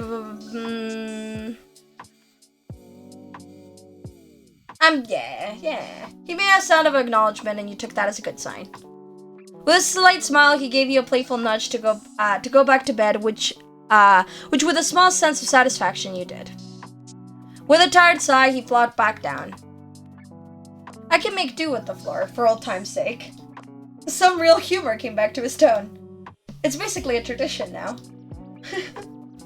Are you sure you don't want the bed? Why don't we share? You dropped it. Here it is. Hey, Ren! Here it is. Here it is. We eventually got to that point. Share. It's big enough. Gov inhaled deeply, the fabric of his sleeping bag crinkling loudly as he fidgeted beneath. I told my mom I was gonna stay on the floor. No one ever needs to know. You frowned, wondering when that had ever stopped him before. It didn't stop you when we were 13. Do you really plan on going through with that? No. He hesitated a little, the silence stretching between you. You couldn't help but smile to yourself. You knew him well. The sleeping bag rustled again, and through the dim light, you saw him stand and head towards the bed. He took in a deep breath as he ran his hands across the top of the blanket, gathering his nerves as his eyes met yours. And then he paused, head tilted to the side as if silently asking permission. You nodded. You shuffled over to make room for him as he pulled the bedding up and crawled beneath the covers, leaving the two of you close together but not quite touching. He exhaled a heavy breath as he lay down on his side, his head getting comfy on the pillow next to yours. Your stomach clenched, feeling nervous suddenly. He was so close you could feel his warm breath tickling the side of your face. He raised his fingers and delicately brushed the tips over your oh my god, why can't I read? And delicately brushed the tips over your cheeks, drawing a shaky sigh from your lips. His touch was warm and feather-light, making you feel tingly all over. When his eyes met yours again, you found yourself lost in them, the world becoming still and silent around you. Then he froze, his muscles tensing as he closed up like a clam and his breath hitched in his throat. He attempted to whisper something, but it was completely lost on you. With that having to suffice as a warning, Cove jumped out of the bed and crouched down on the floor, his head held in his hands as he took in a few deep, stuttering breaths. You bolted upright in the bed, staring down at him with a mixture of alarm and bemusement. Are you okay? I'm always like this. I thought it'd feel like it did before when we were younger, but it's different now. I'm sorry. I'm really sorry. I'm just so... He panted deeply in and out as though he had just finished running an entire marathon. After finally steadying his breathing to a normal rhythm, he crawled back into his sleeping bag and huddled down on the floor, his back turned to you. Sorry. You understood, you were disappointed, you were amused, you were not pleased. It was kind of flattering, you felt embarrassed. I understand. He usually needed at least one trial run before he could take that kind of step forward. We can always try again another night. You don't need to apologize. Thank you for trying. I'm not surprised this happened. And you don't need to. He made a small noise, acknowledging that he had heard you, but said no more. With the event over, you laid back in bed alone for this night. The next day dawned, bringing with it the sound of birds chirping happily outside the window. You open your eyes slowly, letting them adjust to the light as you tried to recall where you were, and remembering the unfamiliar sight of Cove's second bedroom. You had woken up on your own, you reached over to turn off the alarm you had set. This is the most accurate one. Let's be honest. Let's be 100% real. If I'm not setting an alarm, I'm sleeping in. Especially if I need to wake up at a certain time and it's relatively early, I'm setting an alarm. Come on. Let's be completely honest. It took a moment to find the off button on your phone, and you sighed in relief when the noise finally stopped. So I need my alarms. The alarms are sacred. Oh my god. The sound of Cove shuffling around the room drew your attention, though you weren't surprised. He had always been a morning person. Sitting up in bed, you let out a yawn and stretched your arms above your head. You still felt pretty groggy. You felt okay. You were feeling quite fresh. You felt okay. Considering the long drive the day before and the late night, you were feeling ready to get the day started. Though you weren't as perky as him, his energy was infectious. Good morning. You pulled yourself out of bed, grabbing a fresh change of clothes and your toiletries before heading to the bathroom. After all that, you met Cove back in his room. He was sitting on the floor when you entered, sorting through a bunch of stuff in a box, determining what to bring and what to leave behind. Hey! Hey. Can you pull out the stuff in those drawers? You nodded, though he hadn't even looked up from his task, so you knew he wouldn't have seen. Heading over to his drawers, you started the task of taking out various items and setting them on the ground in front of Cove. After a while, it became clear to you that Cove was acting strange whenever you went near him. He was flinching over your presence. It happened a few more times before you couldn't take the awkwardness any longer. You dropped the stuff you were holding down in front of him and raised a questioning eyebrow. Is everything okay? I'm sorry. Yep, sorry, I'm sorry about last night, again. He quietly squeaked the second part of his thought. About not staying in the bed with you. I know you try not to mind or be mad at me, but I wish I didn't have to make you accept me backtracking all the time. He swallowed thickly, struggling to find the right words to explain himself. I do think it felt nice, really. Really. It's just also not bad, but good in an inconvenient way. I mean... Laying together like that, being so close, it gets too hot, you know? His cheeks flushed with color and he immediately trailed off, his eyes firmly fixed on the floor. I get it. You'll say the whole thing next time, right? It was dance for you, huh? Maybe I'm the one who should apologize. I'm sorry to bother you. Yeah, it's annoying, but it's what I signed up with you to do next time. You're not in acceptance. I get it. I don't like, this is yeah, I'll get this one. I'm kidding, sachet. His eyes widened, a pink tinge creeping up on his cheeks before he could duck his head enough to hide it. Will you? Now that you know what to expect? Probably. Okay, next time then. Yeah, how about we go back to packing? With it more or less resolved, he went to grab some more items to go focus on the box in front of him once again. ...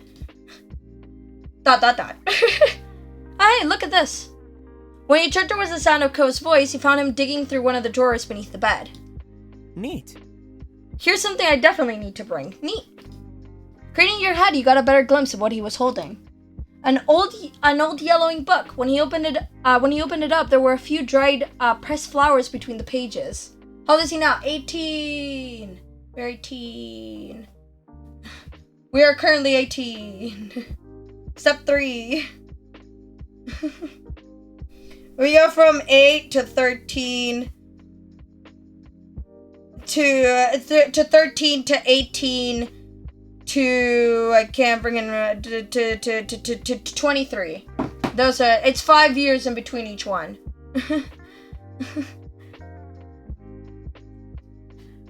There are a few dried pressed flowers between the pages. Those had been gifts you'd given him giving him for his mom's place, something for him to remember you by and to make his time there less lonely. He kept them the whole time. You don't have to hold on to those forever. I was only lending you those. I think I took them back now, you joked. It's adorable that you care much for them. You start to feel emotional. Of course you should take them.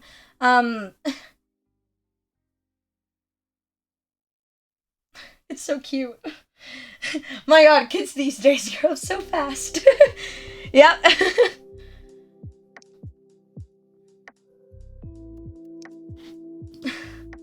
Go wrinkled his nose as he glanced between you and his hands. I want to. It's nice. These are special. It was important having a piece of you with me when we were apart. I feel the same way. That's why I gave them to you. This is so cute. Stop. Rose smiled, pleased that the feeling was mutual, but then the expression became more amused. And did you keep the souvenirs I brought back? Oh my god, yes. His growing urge to complain. Listen, as a person who collects little souvenirs and that kind of thing, first of all, I would love it in general. When everyone gets me a souvenir, I love it immediately. And second of all, you got me a souvenir, of course I'm keeping it. Damn it, when I get given gifts, it's like I can't let them go because it feels so. Like the whole fact of someone going somewhere else and thinking of you and bringing something back, it is the sweetest thing. Thanks. Another hour passed by in silence, and you were happy to see you were making great progress with Kove's room, with only the closet left to sort through. You took a minute to take a mouthful of water from your bottle, which we should do right now, and perched on the edge of the bed, feeling productive. Kove glanced over at you and paused, putting down the tape gun he had been using to seal up his boxes. You raised an eyebrow. You know, it's really strange to see you sitting in this room. Why? He frowned a little, his eyes distant and his voice quiet when he spoke next. That's... During the visit to Mom's, when I was sitting alone in this room, I'd sometimes think about how you weren't here. It was a weird feeling at the time that you just weren't around, and that you are and now that you're here in this exact place, I don't know how to explain the feeling. He shrugged it off and smiled a little, as though he'd said enough already and didn't want to risk sounding silly. Life is pretty confusing, is all. I didn't know you about me when you were away. That's true. Life makes no sense. I miss you so much when you were gone. He smiled at him. Yeah. He grinned slightly back, nodding his head a little. He looked away satisfied, heading over to the closet and the last of the items to be sorted. Before long, every box, closet, and drawer had been thoroughly combed through, with the items either neatly packed up in boxes or organized and returned to their proper place. With a sigh of relief, you glanced around the bedroom and the work you had done together. All right. We're done. Good job to us. I'm gonna change out of my PJs for the drive. Yeah. When the two of you headed out into the living room, ready to get everything finalized and hit the road, you found Kira in the kitchen pouring a cup of tea. Cove headed towards her, leaning casually against the counter that divided between the two spaces. Hey, you didn't have to get up so early. Come on. Are you crazy? Of course I have to see you off before you go. You can't sneak away while I'm out cold. You beamed at him, and in all honesty, seemed more than happy to be up and getting ready for the day. Do you want some breakfast? I've got some muesli or eggs and toast. Oh, and some of that fruity cereal you used to love. That's okay. We should really eat on the road. Kira smiled sadly, a little disappointed, but she seemed to understand that your time was running thin. I thought you might say that. In that case, I packed you some snacks for the road. What do you think? Even if you don't end up eating them, take it anyway, just in case. You can always feed them to Cliff when you get home and tell him I said hi. Coke laughed and shook his head, knowing his dad would love nothing more than to polish off whatever food Kira had prepared for you. Thank you. Thanks, Mom. You really didn't have to. Thank you for the snacks. It's nice of you to organize this for us. It must be a mom thing to know stuff like that. I'll definitely eat whatever you packed. You smiled quietly at her. Thank you. I'm sure they'll come in handy with this guy around. Ghost scoffed and playfully rolled his eyes, earning a giggle from Kira. I don't doubt it. Like father, like son. She returned your smile with one of her own before putting her cup of tea aside. Well, I'll help you get the car packed. Sure. Thanks. The three of you got a move on, taking the boxes from Cove's bedroom and heading down to fill the back seat of the car until there was barely an inch of space left in the back and trunk. With all of you helping, it only took a couple of trips to move everything, and you were done before you knew it. Then it was truly time to say goodbye. You combied back inside the apartment where Kira looked over the two of you with a quiet smile. It was great to see you both. Thank you for coming. She gave each of you a hug, and you felt a little sad that you hadn't been able to spend much more time with her. It was good to see you too, Mom. Cove embraced her in return, and the two of them holding onto each other for a few seconds longer. I'll miss you, but I'll visit again soon. Of course. You better. Hey, we should make plans for you to visit us too. I'll let you know when it's settled. I'd love that. Kira bundled all the stuff she prepared into a bag and handed them over to you. You took a quick peek at what she had packed. There was fruits, nuts, seeds, hard-boiled eggs, and some veggie sticks. Cool. Oh, good to see we got some fresh food options now. The snacks I brought weren't. Kira shook her head at him and let out a soft laugh, as though she wouldn't have expected anything else. I seriously hope you're feeding yourself better than that at home. Yeah, of course, just not on trips. I can live with that then. She looked over him fondly, her eyes at last focusing on his face and filling with emotion. Gonna miss you, baby. Me too. Oh, stop.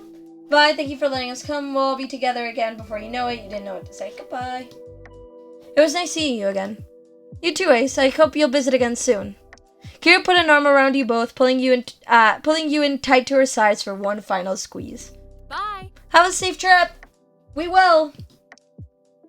With a last goodbye, you exited the apartment, though Cove hesitated for a moment in the door, his expression distant.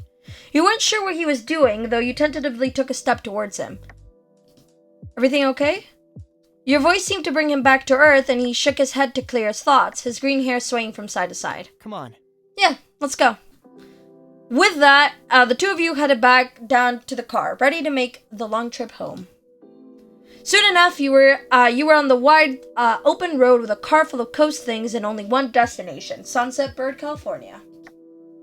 The drive went as smoothly as could be expected, with the morning slowly creeping into midday as the miles flew by.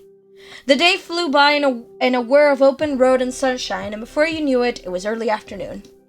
By that point, you had already crossed the state line. Cove announced that he planned a little stop on the way home. He was quite pleased with himself as you arrived at the precipice. The Redwood National Park. Once again, I am not immune to the fictional nostalgia. Shaded beneath the canopy of enormous redwood trees, you drove along. When Cove parked the car, you pushed the door to get out, and the first thing you did was look up. Enormous redwood trees surrounded you on all sides, their massive trunks shooting straight up into a canopy of foliage overhead. There were too many of them to count, stretching on and on as far as you could see. You squinted against the sunlight that was peeking through the leaves and dancing on the paths around you. It's great, right? He smiled at you from over the roof of the car before glancing around the place fondly. Remember the trip her family took here that one summer? It was cool going on a journey and seeing the forest in person, even if we didn't stay very long. So... And I guess we can stay for even less this time, but oh well. It just seems like a good time to stop by. Who knows when we'll get another chance. His voice got a little softer at the end. It seemed to be bittersweet for him, being in a place he was so fond of, but not having the time to appreciate it fully. You were pleased to have stopped here. You felt pretty good about being here. You didn't mind either way. You would have preferred not to stop at all. You were pleased. It was a beautiful place to stretch your legs to take in some fresh air. After all, I am not immune to the fictional nostalgia. As for bringing me here, there will be more chances in the future, I promise. It's better than taking a break at a gas station. I'll put up with you for the trees. I'll put up with this place for you. You said nothing about that. There'll be more chances in the future. Cole smiled, shoving his hands in his pockets and dipping his head. I'm gonna hold you to that. The two of you walked around for a while, completely dwarfed by the sheer scale of the redwoods. It kind of put your view of yourself and everything in a strange perspective. You took in a lungful of clean forest air, listening to the sounds of birdsong and the cool breeze rustling through the underbrush, taking advantage of the space to move around freely. However you felt about being there, it was a totally different scene than sitting in that old car for hours and hours. You wrapped an arm around Cove's, you took Cove's hand, you felt, not your hand, not being an arm. He relaxed into your touch and smiled at you fondly, enjoying the closeness. Being here again, you couldn't help but reminisce on what else had happened during the trip you had taken here all that time ago. There were a lot of things that had reminded you of it recently. You looked over at Cove, who seemed to be lost in a piece of the place, and you wondered if any of it crossed his mind.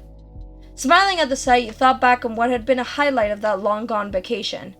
So much of it. That was a great one. You know we spent the night in the loft together. Yep. Elizabeth teased us mercilessly on that trip. I also remember that. Families were so close. Remember how a bird stole your dad's lunch? That also happened. And I haven't forgotten about the classic anklet chat. That is one for the history books. Anklets. Oh, that's one for the history books. But let's go. Let's go with a funny. Yeah. Liz really pulled no punches when she was a teen. I could hardly believe some of the things she said to us. Cove groaned, and though his eyebrow dipped grumpily, you could see the shadow of a smile tugging at his lips. I remember, unfortunately, but I don't know why you're pretending she's gotten better. Liz never gives me a break. You had to crack a smile. Go was honestly a favorite target of hers for teasing, but so were you. You continued chatting about the trip a while longer, about the things you had seen and done and even eaten. A lot of the memories Cove had of the trip were similar to your own, but you were also surprised to hear a few of the other things from his point of view. So much had happened and there was no shortage of things to talk about. The place certainly had a nostalgic quality about it. Hayes. You looked over at the sound of Cove saying your name to find him smiling at you, seeming relaxed amongst the nature of the park. Has anyone ever told you before that you have gorgeous eyes? Because you do. You can't pull these on me. I'm gonna cry. You can't pull these on me. Where did this come from? The word slipped his lips and you froze, completely taken aback by the compliment. Oh my god. He blushed, but his gaze remained on you. That's another thing that happened during the trip.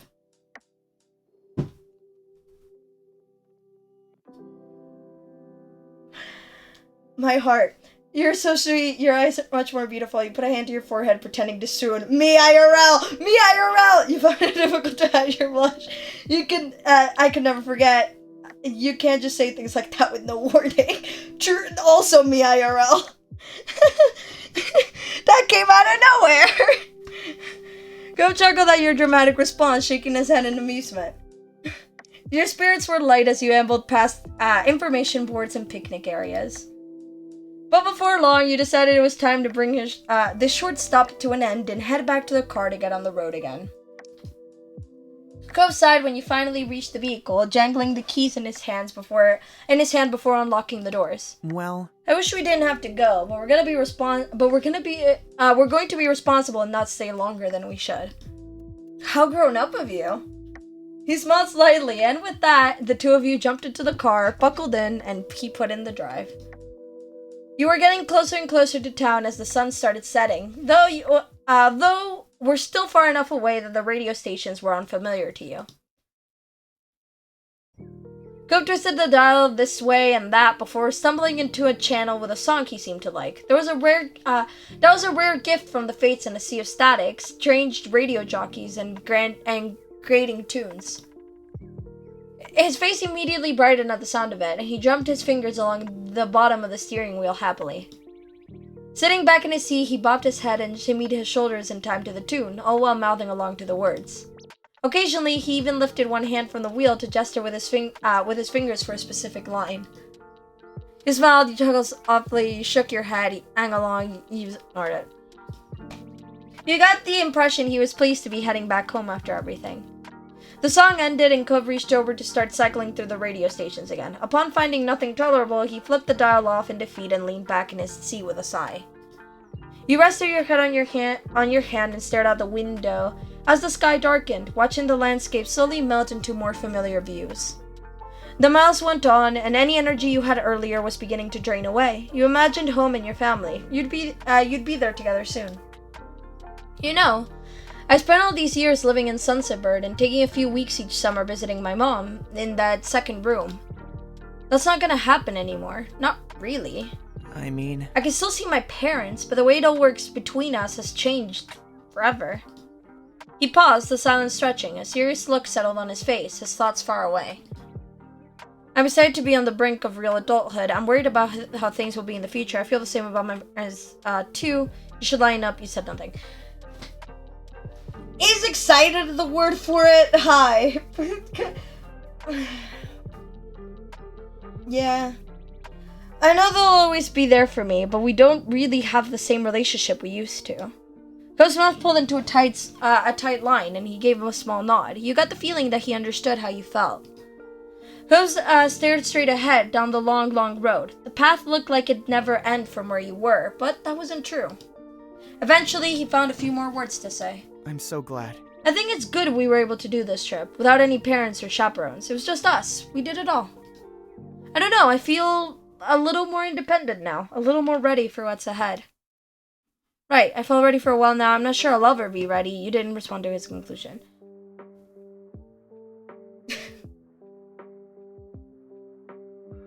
Yeah. Now I'm just IRL like thinking. And yeah, it's kind of this. It is feeling like it does feel like this. It goes between these two. Not even these two. It goes between these two. Where like I feel like I've been like preparing for like independence kind of thing, and then at the same time it feels like no. You know? The thought of leaving home, Mom's, it's scary. Cove sighed solemnly. The topic seemed to wear on Cove, and he made an attempt to find something else to speak on. Fair. So I'm kind of sad about getting back. I'm gonna miss having you right there tonight. He cleared his throat quietly, though said nothing more. You smiled to yourself a little at hearing him say something like that out loud. I'm gonna miss it too. And with the feelings confirmed as mutual, the two of you fell into a comfortable silence. The sky outside grew ever darker and the hours passed by, the stars blinking on like tiny fireflies painted onto a canvas of blue.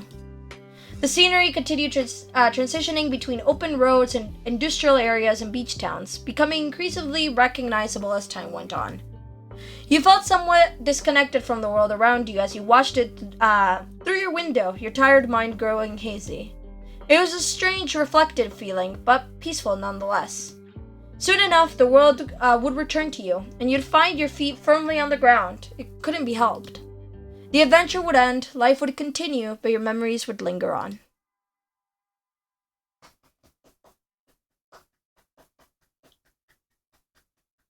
We're doing the summer ending bit. It's gonna take a bit, but we're gonna do it anyway. I think we have the time. I think we can do it. We can do it. It might be like an hour or so, depending. I think we can do it. Or even if it starts getting a bit too late, I don't think it's gonna get that late. We'll, like, pause it through, but I don't really want to do that, so let's just start on it. I like to drive. I like to drive a lot. Out of these, what was my favorite? The reflection. I mean, come on. Peak right here. I have to say. Oh, if my reaction to it wasn't enough, it's clearly my favorite out of the DLC ones for this one. I don't know. I got really emotional over it. It was really good. It was really well written. I really liked it. Yay. Happiness was, I also really, really, really enjoyed. Like, yeah, look at these two. Yes, I am sure.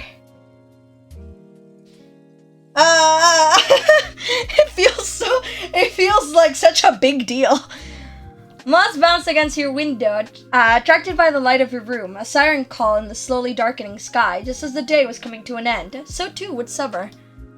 Liz would be moving back into the dorms before long. Luckily, Lee had been able to stay for a short trip before her own new journey began. She'd officially been accepted for her first choice college a few weeks ago. This was her last chance to see you all in person for... You flicked through the plans for the next few months, realizing that you didn't even know when you'd have the next opportunity for everyone to be in the same place again. It was hard to think that you'd likely be seeing even less of your cousin going forward, but you were delighted that she was pursuing her dreams. While you were still with each other, your family was going to have dinner together. As ever, the Holdens were tagging along too. You were going to the Chinese restaurant. Your destination was a tropical place. Let's go to the tropical place, because before, when Kira arrived, when we were in Step 2, we chose the Chinese restaurant, I'm pretty sure. So I'm going with the tropical place. You hadn't really discovered the tropical restaurant until you were a bit older, but everyone's enthusiasm had resulted in so many visits that you'd more than made up for lost time. Liz and Lee were excited to squeeze in another trip before setting off again. Technically, you were getting ready to go out, though your mind was only half on the task. It was a pleasantly warm evening, the kind that epitomized the vacation feeling, and you were in no mood to spoil it by rushing around. You checked your phones, starting with a quick glance to confirm the time, followed by a speedy scroll through the latest updates. Me, always. But what snagged your attention was the little envelope icon, telling you there was an email waiting. Your eyes widened as you read the sender. It was about the work you'd applied for. Oh yeah, I made that! You took a deep breath and read it. You opened it instantly. You hesitated, worried by the possibility. Oh my god, I would pace around my room for like 10 minutes. You wish you could roll back the hands of time and make it so you weren't aware of this message, at least until after tonight, or make it so I wasn't aware until this message for like at least 5 more minutes, and then it would feel all the better, even though it wouldn't, but yes. You didn't want bad news to spoil your evening, but you couldn't bear to have this looming over you the entire time. It's better to just look now, yes. There was no option but to look. You clicked to open the message and waited for it to load, forgetting to breathe in the process. Fair. Your eyes darted over the message, rushing past the pleasantries to get to the heart of the matter. Like, yes, dear blah blah blah blah blah blah. Crying. The blood pounding in your ears deafened you to the world outside that was contained within these letters. Your heart skidded to a halt as you read your verdict. You'd been offered the job! You were ecstatic, you were relieved, you could hardly believe it. Yay, happiness! I remember, like, listen, high school results would have been a lot more, like, chilling if it wasn't for, like, our school got the results, like, first, obviously, and they, like, emailed us a few days before the results were published on the website telling us that everyone had passed. So it was like, whoo! Bouncing on the wall to your feet, you press your phone on the chest as your excitement bubbled over. So it was more about, like, the actual grades itself, but at least the worry of, like, oh my god, what if wasn't, like, looming over you. It's like, okay, good. It's not catastrophic. Bouncing on the balls of your feet, you press your phone to your chest as your excitement bubbled over. You had to tell your family right away. You'd make the announcement at dinner. You wanted to keep this news to yourself for now. You wanted him to be the first to know. Okay, I can be so dramatic. Oh my god, can I be so dramatic? I wouldn't, though. I would not be able to keep it to myself.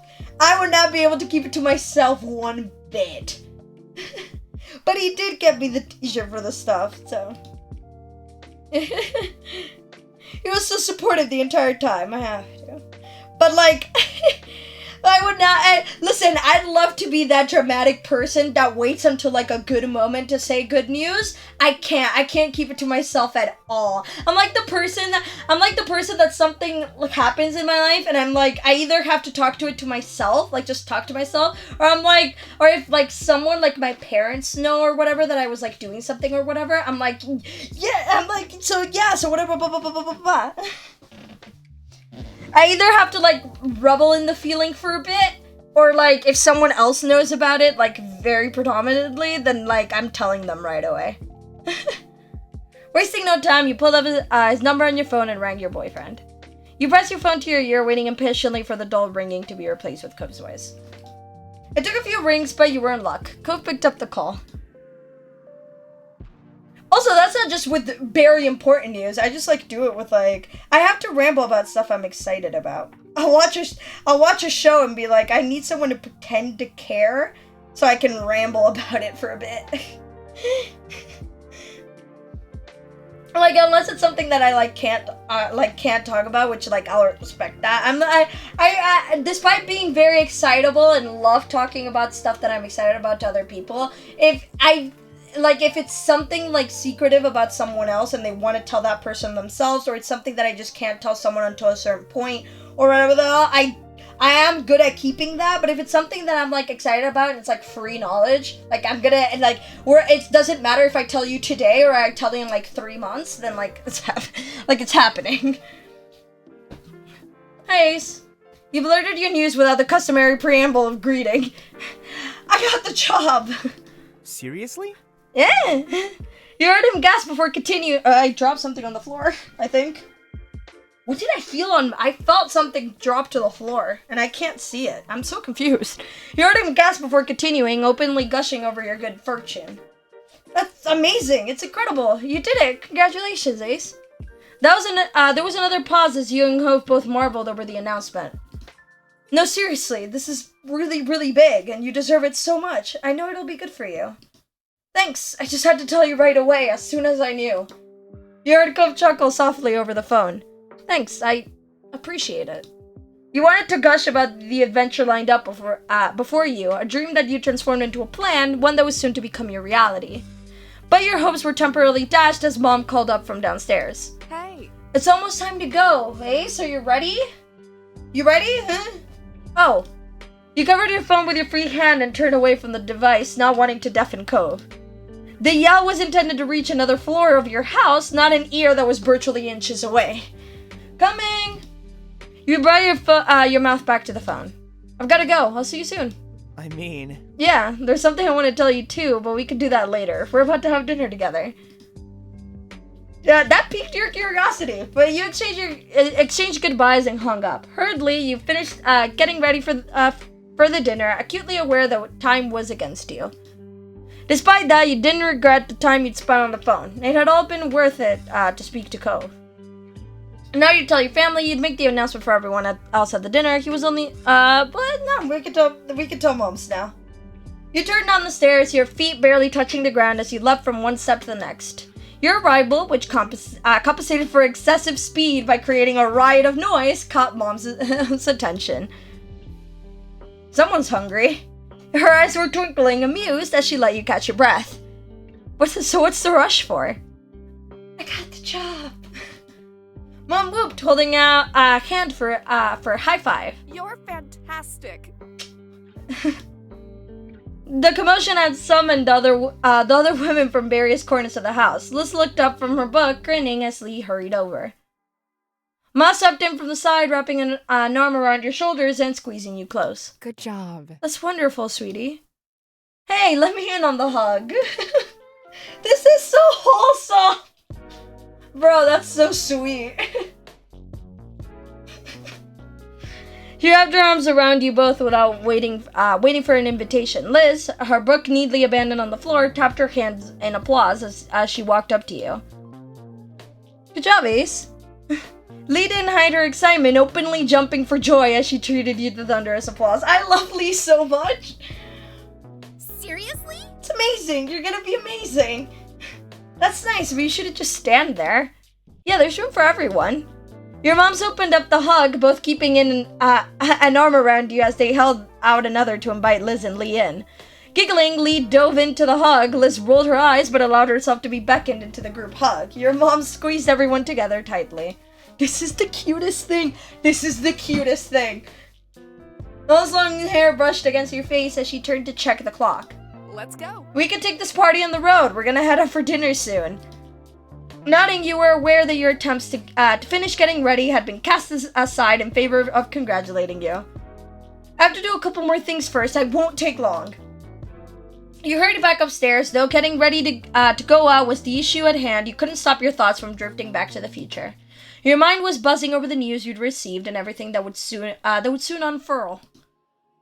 Everyone piled into the car. While it was marketed as being suitable to hold 5 people, in practice it made for a very tight fit, like most cars. Your mom sitting in the front were fine. You, Liz, and Lee were squished into the back. Lee in the middle, wedged between you and your sister. Have you ever gone on, like, a car, like 3 people in the back, and you're all wearing, like, fancy clothing? Like suits or long dresses? Oh my god! Chaos! Chaos! You and Liz and Lee were squished into the back. Lee in the middle, wedged between you and your sister. But Mom was an excellent timekeeper. Thanks to her efforts, you pulled up near the restaurant on time. The process of getting out of the car was slightly easier than squeezing into it, but much less coordination required to release seatbelts and secure him. There we go. You gave Lee a hand as she clambered out from the middle seat, then headed into the building as a group. A waiter greeted you as you entered. Ma let him know how many of you there would be in total, and he went to arrange a table that met your needs. He returned promptly to guide you to your seats. You perched comfortably in your chair, your head held aloft as if buoyed by today's good fortune. Your family settled down around you, all cheerful and looking forward to the evening ahead. I was always the middle one. Yeah, for the last the road trip I did for summer, I was the middle seat the entire time too. I was okay with it. Of course everyone if everyone gets to pick, everyone wants to take the window seat. Let's be real. Let's be real. Window seat is the way. But yeah, that is unfortunate. They were pointed in your direction. Your drinks had just been taken when the Holdens came through the door. They were pointed in your direction, though with Mom waving an arm in the air, it was hardly necessary. Cove and Mr. Holden came to join you at the table. As the greetings were exchanged, Cove took a seat opposite to you. It had been left empty by unspoken acknowledgement that you and Cove would be wanting to sit together. Mr. Holden sat beside him. Hi! It's great to see you. Glad you could make it. Hello, everyone. You wouldn't believe how hungry I am. I see. You came to the right place, then. There was some laughter, though Liz groaned playfully, shaking her head at Mom's sense of humor. Growing up, she'd have complained, and Mom would have responded by making another comment. Liz had mellowed over the years, but she still made a show of despairing at Mom's jokes. Her reaction to them had become a joke on its own right. Menus were soon passed around, and temporary hush fell over the table as everyone read. It didn't last long, punctured by comments about what people had eaten here before, and light chatter about what people were considering tonight. Once the waiter had disappeared with your orders, Cliff piped up. Okay. So I've got some good news. Kira's making a trip out here tomorrow. Cliff nodded, turning from his father to the rest of the table. Yeah, we talked about it and figured it was a good time for everyone. Very nice. That's great. Everyone reacted positively to the news, though Ma looked wistful. That's a shame. If only we'd known. Here we are, having a big meal without her. If we'd waited one day, she could have joined us. Mom patted Mom on the back, gently nudging her from the realm of possibilities and what-ifs, and back to the evening that was going so well. Chin up! Lee and Liz will still be here tomorrow. We'll just have to throw another get-together to keep the fun train chugging along. Ma smiled warmly, taking Mom's hand in hers. That's true. There's plenty to celebrate right now, but there will be more good news and good times on the horizon. Right. And speaking of, that's not all we've got either. Mr. Holden's eyes were alight as he sat up straighter in his chair, face angled towards the sun. He barely let a beat go by before nudging Cove with his elbow, pushing him to follow up on the announcement. He was the very picture of a proud papa. Cove shied from the limelight, ducking his head down and staring at his lap as he spoke.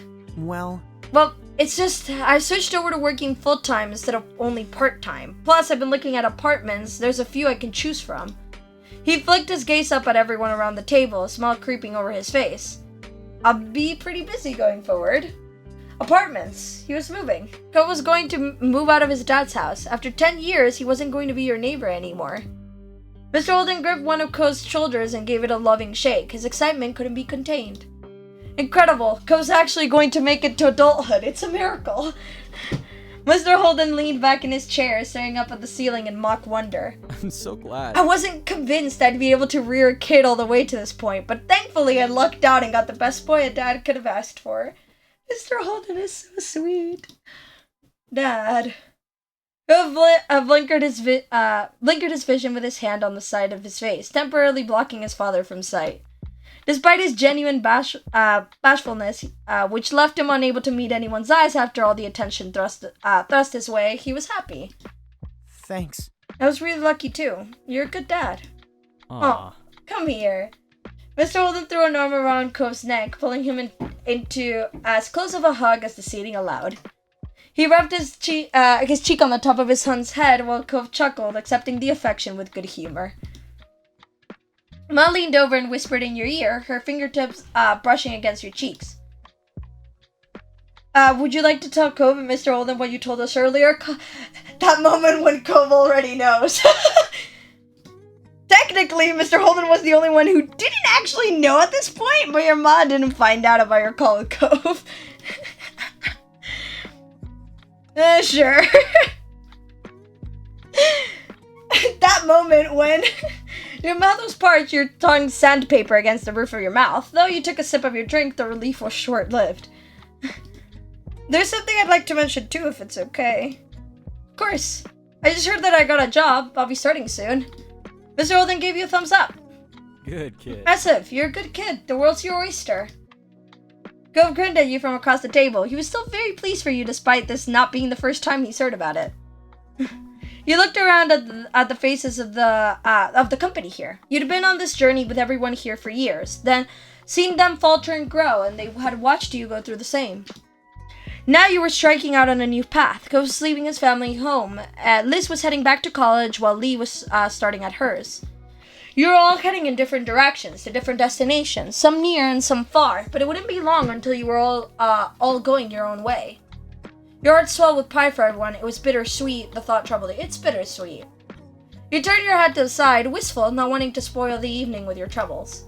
You were glad that everyone was succeeding, but the idea of splitting up gave you a twinge of regret. These people had been key pillars in your life. Days ahead without them, no matter how bright and shiny, felt a little empty, like a theme park after closing time. But you focused your mind on the sweet part. New adventures were still ahead, and you could encourage that optimism. Cove brought some attention to himself with a clearing of his throat and a small interjection. I'm gonna stretch my legs while we're waiting for the food and everything. Sure. Sure thing, bud. With a tiny smile, he noted at his dad, but the lightness to his expression faded when he moved to face you. Wanna come? He was attempting to be subtle, but there was very obviously something on his mind, something he wanted to talk to you about alone. You watched him with concern as you rose from your seat. Yeah, I'll go. Take care. With those parting words, the two of you walked about the place. He was trying to get as far away from everyone else as possible without actually exiting the building. You waited for him to talk. You were sure he would. Cove started pulling on the hem of his shirt. He turned his head back to face you, but it was an awkward moment. Well, I wanted to talk to you one-on-one about all this. You know, my work, moving. That's what I meant when we talked, that's what I meant when we talked before dinner. I mean, it was coming before, but it's pretty much here. But now it's pretty much here. Yeah, it's exciting. Cove stopped picking at his shirt, and he seemed to respond well to that response. He was relieved you weren't upset about it. I'm glad you think so. But then he looked down, and his brows furrowed. You saw his hand shift away from his clothes to instead rub at his arm. Are you looking forward to it? I am. I mean... Well, I'm trying to be. He ducked his head further and you saw his face start to redden. But it's scary. What if I mess everything up for me? For us? Come on, you don't need to worry. You're gonna do great things. You can never ruin what we have. So you're saying you're going to dress up as the future for Halloween? That's pretty ching. But... reassured. You're so nice to me. Cove then turned his head away and wrapped his arms around himself. You felt a sudden chill that definitely wasn't caused by the air conditioner. That's... It's happening, you know? What I talked about earlier this summer. The world isn't gonna keep us together anymore. It'll all be up to us now. But everything is still gonna be okay, right? We're still gonna be okay. You remember that night of the Orca fundraiser when you admitted you loved Cove and that you wanted to be with him always? He seemed so confident about it then, but now that you were on the brink... You were as worried as he was. You got mad at him for this. You kept calm. Collected. You understood his concern. It was definitely hard to imagine what would happen. However, you didn't let yourself get upset. I wanted to be forever. Yes, Hove, no matter what happens, I want to be with you. I'm yours as long as you want me. There it is. As simple as that. Simple as that. It is simple as that. You looked at Cove, who seemed utterly touched. You had a feeling that he couldn't imagine not wanting you. Cove laughed with a delicate smile on his face. Okay, you win. I wanted to prepare myself for the horrifying unknown, but you're kind of giving me no choice but to be optimistic here. His eyes sparkled with mischief. Strong armor. That's right. Oh no, I can't believe you're being forced to have hope about life. I'm happy to hear that. You're welcome. You see, I love that second one. His lip twitched up at your sarcasm. Right? I know. How am I gonna get past this? He gave a small smile, then stopped joking around. Thanks for listening to me, Ace. It helped. You felt pleased that his anxiety had been eased after talking it out. Do you want to get back to the table now? Yeah. I forgot what we were doing here. That'd probably be good. With matching smiles, you both reclaimed your seats at the table. Both of you felt lighter, and it showed. Yay! Mm-hmm. You seem happy. What was that? Yeah, it looked like you were having quite the conversation over there. It's neighbor stuff, sorry. I used to be your neighbor. You waved off their questions and you didn't offer any explanations. They still seemed curious, but caught that Cove wanted it to stay between the two of you and let it drop. Things relaxed and you took a sip of your drink. Lee idly tapped the table and got your attention. I'm so excited to try this place. I'm not sure if I've ever really eaten here. It's more Ace's place than mine. Let's hope it's good. All the restaurants in the area are pretty top-notch in my humble opinion. We'll see. It was a challenge issued. Liz carried herself like some sort of professional food critic, and Mom snorted. Tough crowd. Jeez, Liz. Matt giggled and chimed in as well, much to Liz's embarrassment. That's right, Lizzie. Jeez. Everyone's just piling on. Oh, jeez, Louise. Jeez, Rue, hey. You shook your head at all the silliness. Wow, is your family like this? Jeez. Everyone burst out laughing, besides Liz, of course. She smirked. No one could ever accuse your family of being no fun. Night fell soon after everyone finished their meals, and before you knew it, you were standing in the parking lot, saying your goodbyes and packing up the cars to go home. After the last of the chores were done, your family spent some more time together. You then had some extra time and decided to... chicken with Isla. Oh!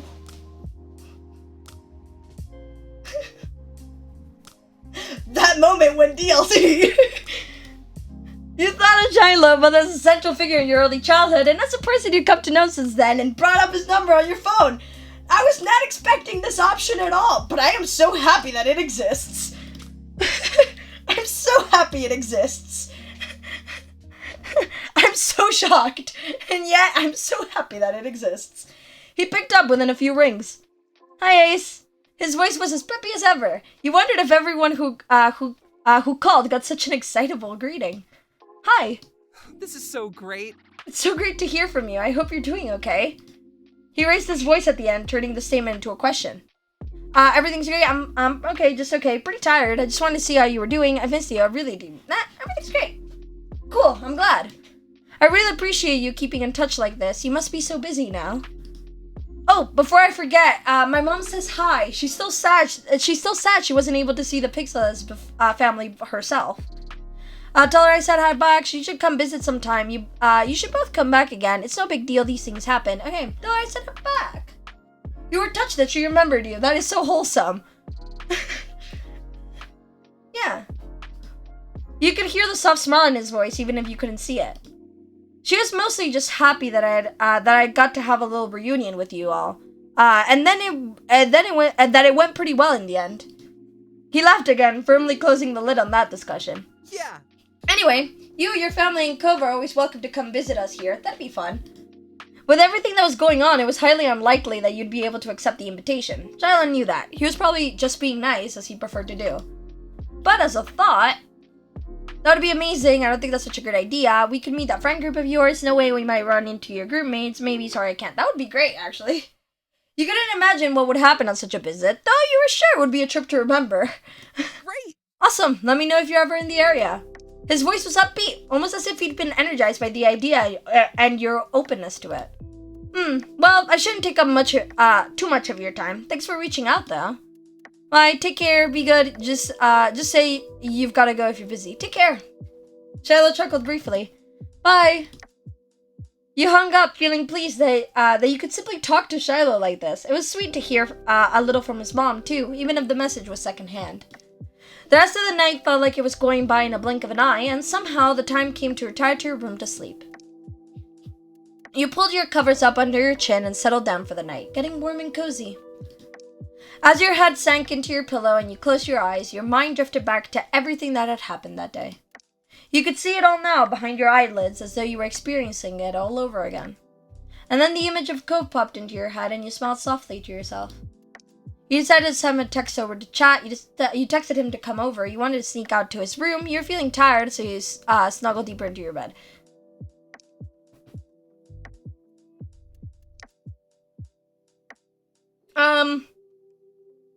Fun times. If Go could do it, then you didn't see why you shouldn't be able to. You shouldn't be allowed to. You made up your mind. As quietly as you could manage, you put on your shoes and slipped out of your room, closing the door behind you softly. Cutting slowly down, you took care not to make the floors creak, especially the boards right by the bathroom. Those definitely squeaked. The stillness of the night made even the slightest sound seem so much louder by your ears. Me, when I close the doors, when I end stream super late, I'm like walking around the house like, oh my god, why is everything so loud? Either when I stay up late on Discord, or I stay up late for whatever reason on my computer, or I stay up late streaming or whatever, like just walking around the house, closing doors, and like getting water and stuff, and I'm like, why is everything so loud?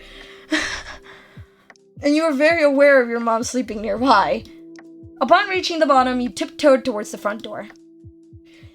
Slipping out into the crisp night air, you shut the door and took a relieving breath. Excitement rising, you dashed across the street towards Cove's house. I know how to read. Because I got really distracted. The thought of what if the game is invisible on screen just occurred in my head and I had to check. It's the type of thing where I just get the thought and I just have to do it.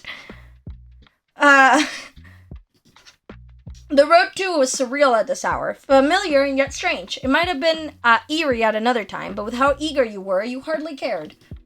You attempted to find your way from the normal footpath to the side of the condo, but with the limited light was making it difficult. You knew for sure which window was Cove's, and lucky for you, it was on the first floor. Unlike Cove, you wouldn't have to do any building scaling. All you needed to do now was make it safely over the fence and past the bushes without being caught or injured. Preferably both, yes. Sneaking closer, you glanced over the hedges towards Cove's bedroom window, finding it cracked open. Perfect. You wouldn't have to knock and worry about him not answering. Hoisting yourself up with ease, you cleared the fence and avoided the shrubs and darted over to the window. You buzz with a nervous excitement as you approached it in the dark, having successfully made it all the way here unseen. Lifting the window up so it was fully open, you pushed yourself halfway through, your legs dangling into the underbrush below. It was a little awkward, as a small shelf was right in the way. You had to take care not to knock over a couple of plants, but you made it through with minimal noise. Success! Winner is us! Yeah, woohoo! Hi. Winner is us. We did it! Without being injured or caught. Once safely inside, you dusted yourself off and turned back to close the window gently, with only the soft glow of moonlight and Cove's fish tank there to see the way. You gave a small wave to the special fish you got to name, Sunbeam. Yeah. Then, straining your eyes through the dark, you crept towards Cove's bed, barely making out the sleepy figure beneath the covers. By the sound of his soft breathing, you could tell that he hadn't heard you come in, and a small smile tugged at your lips.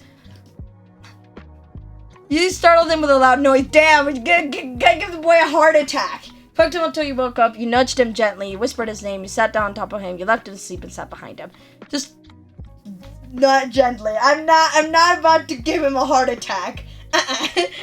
After a couple of nudges, he sleepily blinked his eyes and mumbled something incoherent beneath his breath. Cove, I wanted to come over. Is that all right? I'm not trying to make this weird, but I love your voice. It's not weird, and thank you. I appreciate that. I don't really know how to take that as a compliment, but thank you. He let out a yawn and rolled towards you, waking up just enough to understand the question, but not the full context. A faint smile appeared on his face. What? Yeah, I want you here. He reached for you, his arms wrapping around your neck as he pulled you towards him. When your foreheads touched, he gave a satisfied sigh. Man's out of it. Okay, but if someone did that to me, I would be so scared next to you. What do you mean? If someone randomly snuck into your bedroom? Fair.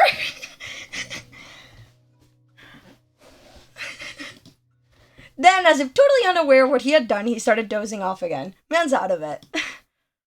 You snickered quietly to yourself. I called that mission successful. You quietly snickered to yourself as you sat there. He could figure it out on his own. It'll take a few moments, but it'll catch up. and a few more seconds. He did. Wait, there we go. Yeah? He shuffled under the covers and sat up to stare at you in alarm. What? Yeah, there it is. Why are you in my room? What happened? A smile slipped onto your face as he finally registered your presence for real. There we go. You said nothing. I didn't want to be alone. I was bored. You hugged him. It happens. He frowned, his eyebrows pinching together in concern. Are you okay? Is everything okay? Putting a hand on your shoulder, he locked eyes with you. Yeah, I'm feeling better. He sat back a little, giving you a fond smile. I should have known you'd do this one of these days. It's only fair. It is only fair. You do it all the time. I have to do it at least once. And the chances are running low. You're gonna move out. You let out a breath, feeling relieved that he didn't seem bothered by it. In fact, it felt kind of good. You thought maybe this enthusiasm was why Cove did it so often. He pushed himself up fully, swinging his legs over the side of the bed and leaving a spot for you beside him. His hands shook where he cuddled them in his lap. He was nervous. He shyly took a seat, trying not to disturb his thoughts. You can stay as long as you want. Really? Yeah, really. Oh, soon. I don't have to say, how long do you want me to stay? Can I stay all night? Well... To be honest, there aren't a lot of situations where leaving you is ever what I want. Wholesome. I guess only when I annoy you and you need space. He chuckled softly, doubting that would happen anytime soon. Okay, I won't go anywhere. His face lit up as he settled in even more. I've secretly slept over in your room before. It's only fair you get to do it too. True. You snickered, feeling pleased with your decision to do this. Yay! Success! Winner is us. Well, looks like you might be getting the floor again. But yeah, okay, but there's no way I'm letting you take the floor this time. I felt far too bad about when we had that conversation.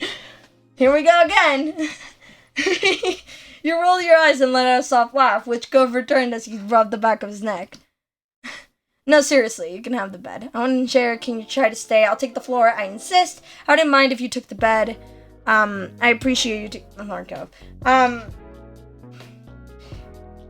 I don't know what to do. I seriously can't remember. Okay. This is what we'll do. Share. Your encouragement fuels me. Your encouragement fuels me. His eyebrows dipped. He was growing visibly nervous. It was to be expected. I don't know why I was reading was as has, but hey, it happens. But after what happened last time, you'd been waiting for another chance. You'd hoped he felt the same, and it seemed he did. Yeah. This time we can share. You'll really stay? You won't leave to be on the floor? He nodded, holding back your delight. You tried not to grin at his sudden resolve. Me at myself. Try not to look too excited. We're gonna share the bed. You could hear the tremble in Cove's voice as he held his hands together to keep them from shaking. He let out a breath and shook his hands in front of him, mentally preparing himself. It's gonna be alright. His mouth set into a grim line. He balled his hands into a fist at his side, determined. It's not that serious. You felt nervous about it yourself. You were glad he was making the effort. You stayed calm. We're staying calm. We're collected. You simply waited for him to ready himself and gather his nerves.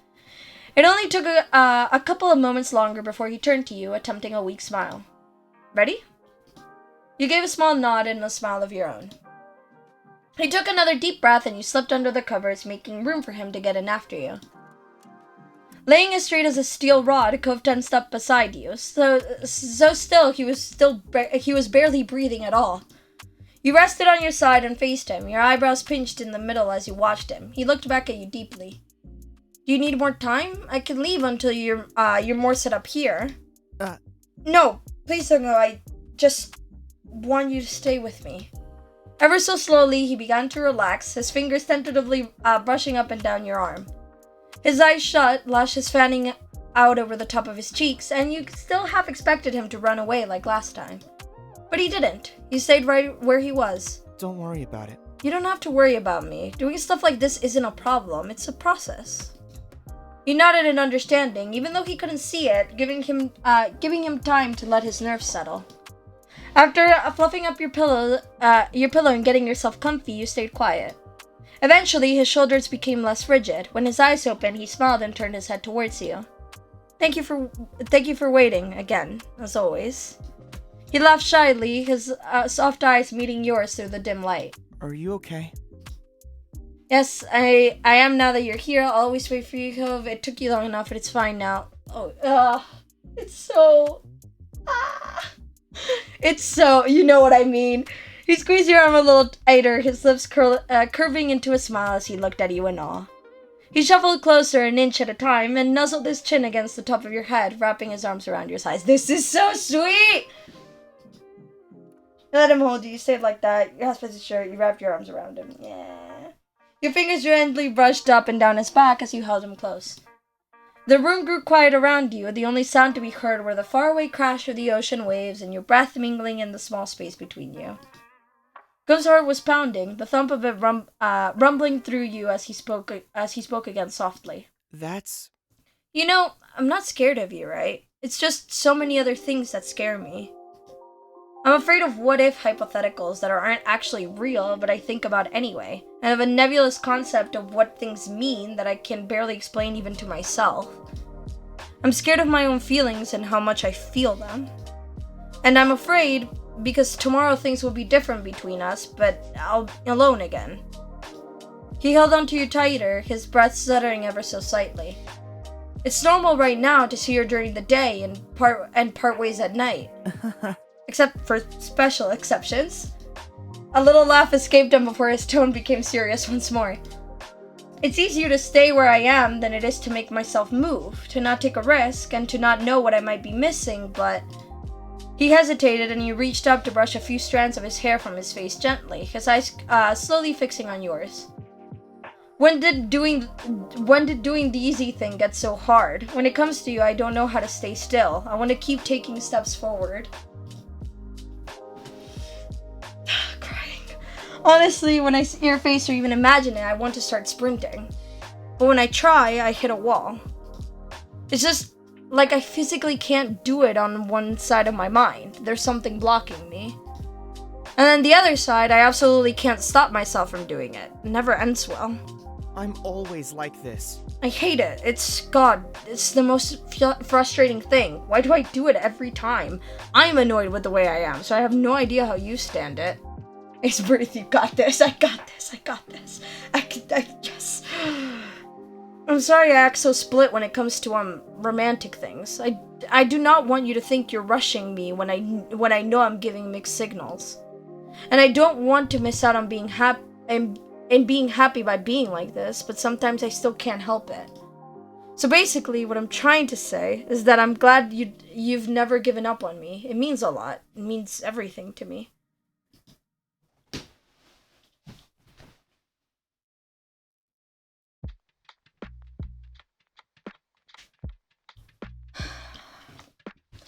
I can do this.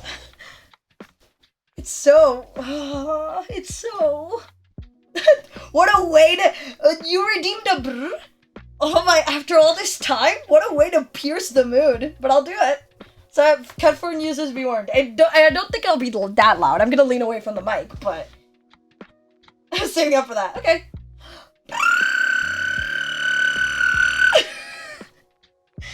It's been so long since I've done that. Oh my god.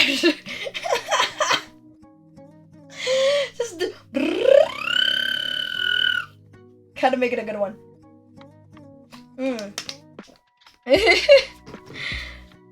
Thank you. No problem. Here to serve.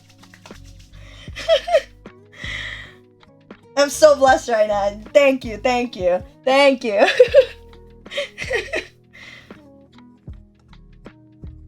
You smiled in understanding. His eyes closed over a little as he squeezed you closer to him and smiled, his heart rate finally relaxing to a normal rhythm. Good night. Good night. He leaned forward and kissed you tenderly, his hand gently moving to cradle the back of your head. Oh my god, I can't do this. I love you. I can't do this! Literally the next line after I said, you can't hit me with these.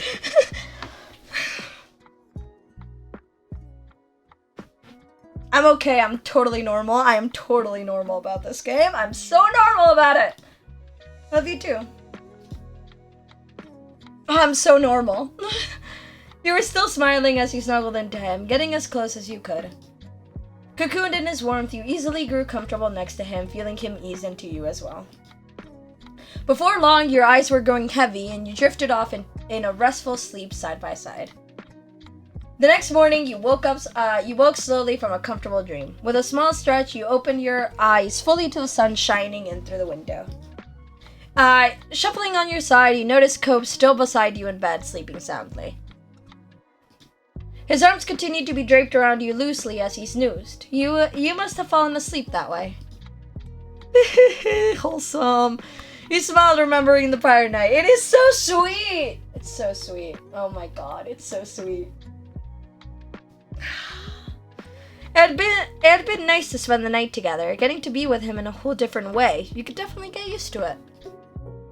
You quietly watched him sleep, you stroked his cheek gently, you ran a hand through his hair, you kissed his forehead softly. This is so wholesome! Hair. The familiar scent of his shampoo drifted towards you as you gently raked his soft strands between your fingers. He stirred a little in response, a small, sleepy smile curving his lips. That is so sweet! And here we go! I remember this vividly!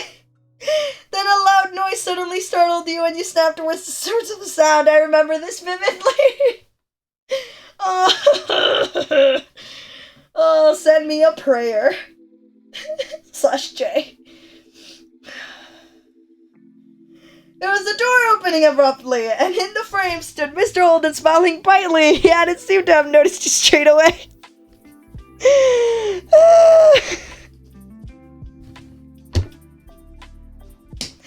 Oh! Get your butt out of bed, sport. Mom's here. Oh!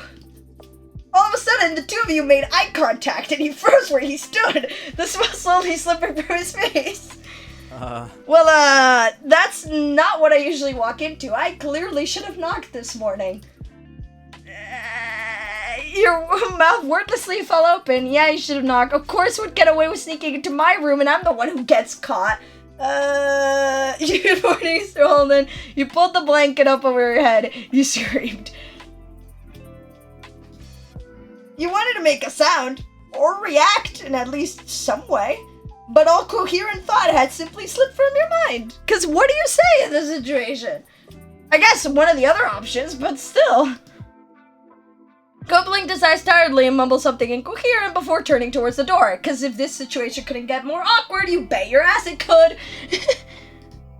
Both you and Mr. Holden stared at him for a few moments, neither knowing what to say or do. Goku continued looking at his dad. Ozily was obviously having a hard time trying to process the situation. Then his eyes widened. And there it is. Dad?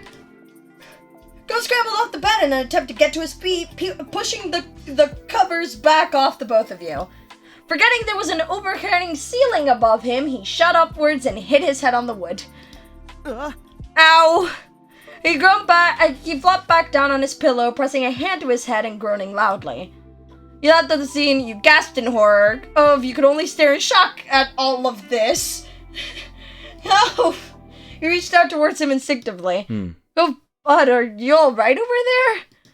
Mr. Holden stepped further into the room, his eyebrows furrowed in concern, and he bent down towards his son. Yes. Please, just go.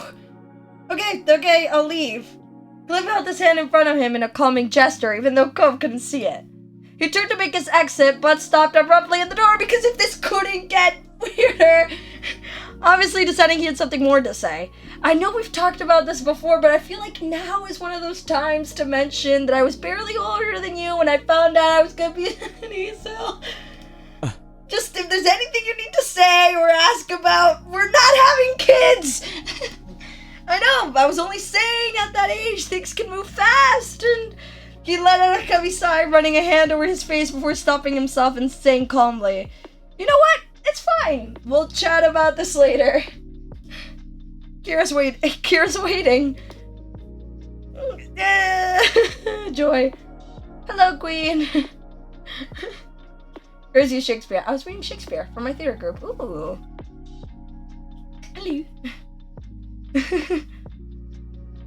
Hello. With that, he stepped back out of the room, giving the two of you one last look before pulling the door shut behind him. Red is evidently excited because Kira's here. Gove rubbed at his face before dropping his head into his hands and mumbling between his fingers. Oh my god. Fair. You patted him on the leg. Well, that was fun. You covered your face with your hands. That was so awkward, you groaned. Accurate. Why did something like that have to go ahead and happen? What universe allows this? With a heavy sigh, Cove forced himself to sit up again. He frowned hard, staring over at the closed door. Sorry.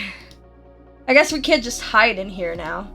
He gave you a sidelong glance, and despite his displeasure at the situation, a small smile quirked his lips. It's nice. It's too bad. It had been really nice. Yeah, it was nice. You found yourself smiling along with him. Though when you thought about having to go out there and face both Cove's dad and his mom, you weren't thrilled.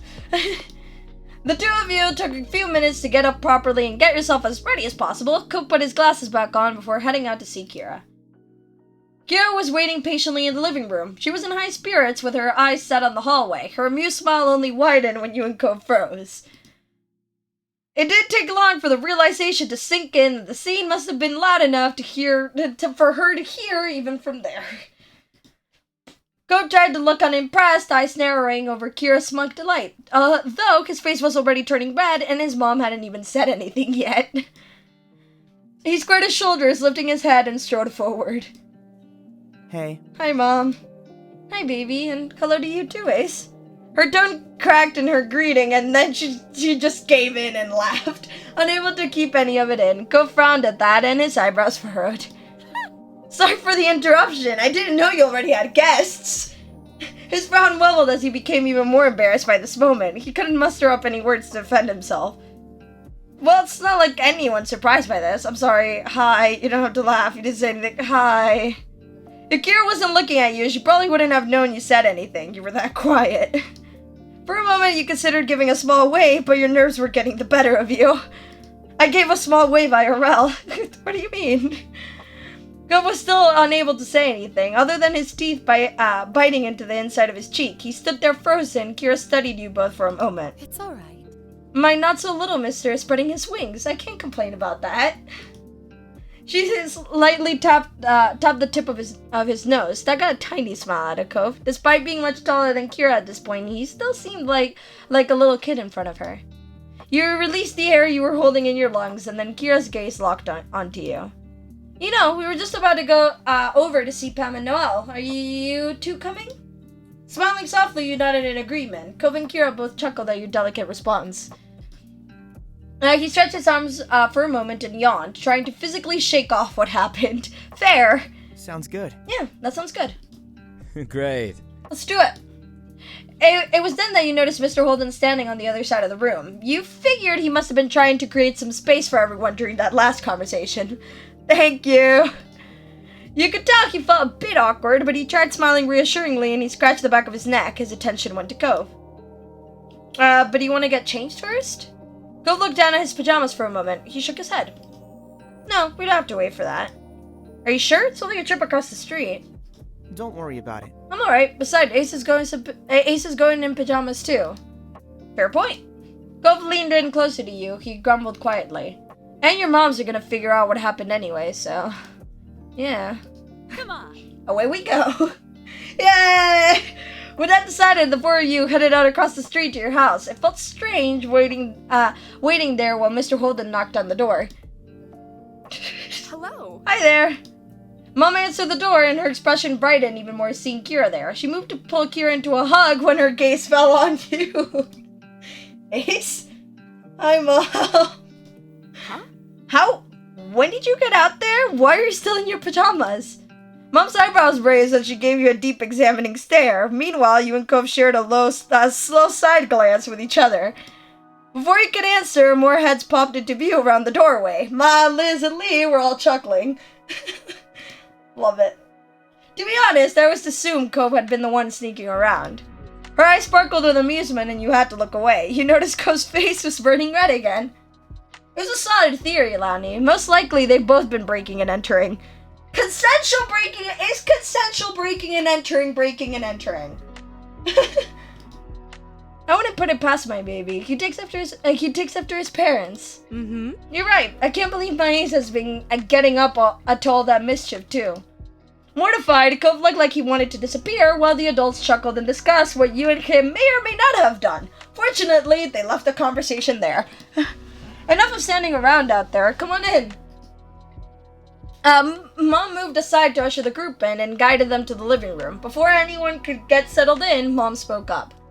The parents are the owners and they didn't consent, so I guess. Yeah, I suppose. But someone in the house consented.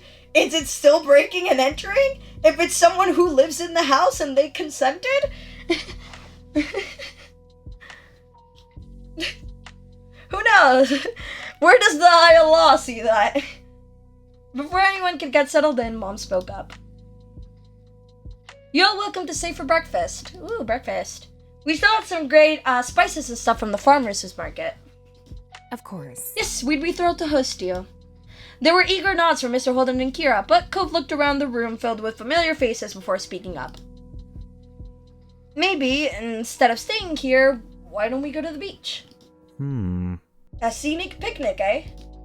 Mr. Holden crossed his arms and contemplated the idea happily. Excited, Kira clapped her hands together. Yeah. Oh, we could really make a day out of it. Might as well enjoy the ocean while we can. That sounds lovely, Cove. Everyone else put in their own agreement with Cove's suggestion. Before long, both families dispersed, getting everything ready. Sandwiches had to be made, water, sunscreen, towels, and more needed to be gathered and packed. Plus, you and Cove both took some time to get dressed for the day. An hour later, both your family and Cove's were walking down the old path to the beach. The morning was already turning into a bright and beautiful day. You honestly couldn't ask for better weather for a beach trip. The moment you laid your eyes on the full view of the ocean, you stopped and stood there mesmerized. It didn't matter that you grew up there. The sight always filled you with wonder. Hey, Ace? So? I was thinking about calling Terry and Miranda, see if they can come too. Everyone else is pretty much already here, so would your family mind? I can ask them. Already, you couldn't imagine any problems your moms could have with the idea. Couldn't match the grin growing on your face. You were eager to see your friends join the fun today. You made your way over to your mom's. I have a question. Would it be alright if Terry and Miranda came by? I don't see why not. Ma looked to Mom to see what she thought, and she nodded in agreement. Mom then shot a glance over at Mr. Holden and Kira, knowing that they had likely heard everything. You alright with that? Cliff, Kira, what do you two think? The more the merrier. Okay. Of course they're welcome with me. So if I get one of my friends to start working as a night guard in the Louvre, can I legally walk in and take the Mona Lisa because someone who's from the Louvre consented? That logic checks out. If they're a night guard in the Louvre and they're letting you in, you technically didn't break and enter. They let you in.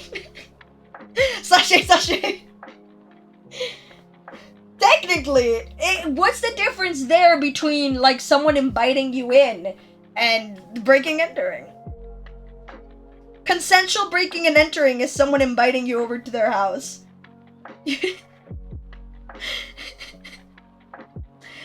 Getting invited to someone's house is consensually breaking and entering their house. Ace, how do you feel about being a night guard at the Louvre? Hey, I wouldn't mind it. As long as if something were to happen, hypothetically, and I got a nice cut from it, I suppose it would be fine. Hypothetically, of course. If hypothetically were to happen, and I hypothetically helped with whatever could happen, and I got some compensation for it, I suppose it would be alright, hypothetically. Sashay, not planning on breaking and entering anywhere, consensually or otherwise. You guys still welcome with me. Thanks. Let's bring in our friends. Delighted you nodded and turned on your heels. Cope was still several feet away talking to Lee and Liz, likely about the same topic. With a beaming smile, you gave him a thumbs up, and the two of them must have also approved, as Cope quickly got his phone out and started making the calls. At that, you turned your attention to helping with the picnic setup. Unexpectedly, your phone started vibrating. You dug it out, curious to see the caller ID. Feeling your heart jump with excitement, you answered. It was Derek! Hi. Sup, Ace? The voice that came through was much deeper than it had been when you first met, but it still had the same amount of enthusiasm of a kid. Good to know, in a video game, wink wink, I am winking because I am lying.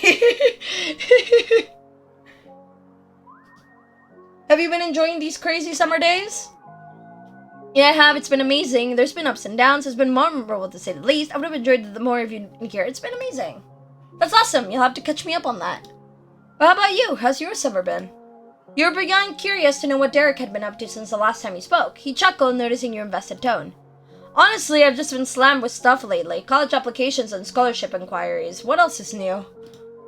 I bet you're even more toned than the last time I saw you, he joked. Your only real struggle will be choosing which plane to go. They'll be desperate to have you. I wish you nothing but good luck. I like that one. Totally. His chuckle turned into a sigh. You could hear his small smile when he spoke. I really hope so anyway. That would be amazing. What about your family? Are your brothers being good? My little brothers are little punks, but I guess they're doing alright. You both laughed at that. It was easy to imagine the grin on his face. Mom and Dad are fine. That's great. My moms are too. Turning your attention back to your surroundings, you smiled warmly at your family buzzing around. Towels were laid out, and chairs and umbrellas were being set up. Actually, I'm out with my moms right now. Liz and Lee are here visiting too. Oh, that's fun. But if that's the deal, I'll let you get back to it. Are you sure? I don't mind. Uh-huh, I'm sure. I'm not about to lose your number. Okay, bye. Bye, Ace. Have a heck of a day. Hanging up, the conversation left you energized and in good spirits, as it was exactly what you needed to make this day even better. You hurried over to your mom's and helped put the rest of the food out. In moments, you noticed Cove at your side. Turning to face him, your mouth pulled into a hopeful smile. You waited expectantly for what he had to say about the girls. They're gonna come. Really? Your old demeanor brightened and your smile beamed. Yeah. They'll meet us here later today. It shouldn't be too long. I can't wait. Once the setup was done, everyone got comfortable and dug into the food. You couldn't remember the last time breakfast tasted this good, but you attributed it to the gorgeous ocean view and the soothing sea breeze. The conversation shifted to what you all would do next. In that case? We can do a few rounds of volleyball. There's plenty of us now. Is that all right? Can I play? Of course. Miranda brightened, delighted with this plan. Ma looked around to see if there were any other takers. I don't feel like playing. I'd have to change, but it'd be fun to watch. I could be the ref. My eyes won't miss a thing. Volleyball's a good idea, but there should probably be something happening for those who aren't a fan. Ooh, I have some crafting supplies we could use to make jewelry. We could even use stuff we find around the beach to accentuate them. Really? What? Really? I want to make a necklace. That'd be great. I'd be interested in trying my hand at that too. I could do that. Nice. I am full for the jewelry. I've tried playing volleyball in the past, and like much sports, I have no aim. And it's not only that I have no aim, it is the fact that I have no depth perception, apparently, because I can't tell where the ball is landing.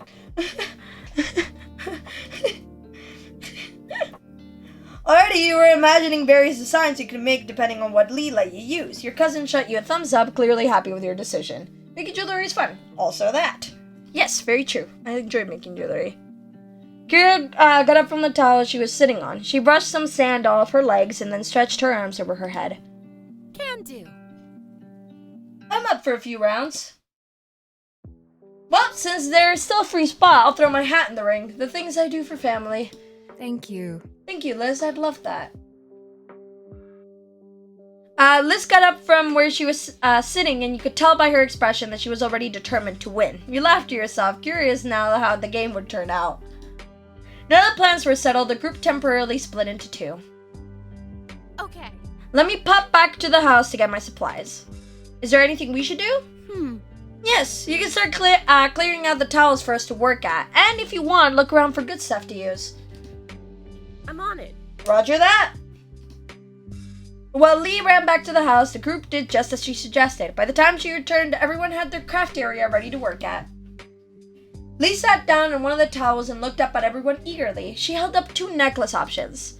I hope you all have been thinking about what you want to make. I have for everyone a choice of either chain or a threaded rope. How do I pick? All I know is that I want to put some sea glass chunks into it. Yes, Terry! Sea glass. Can we get back into the sea glass discussion?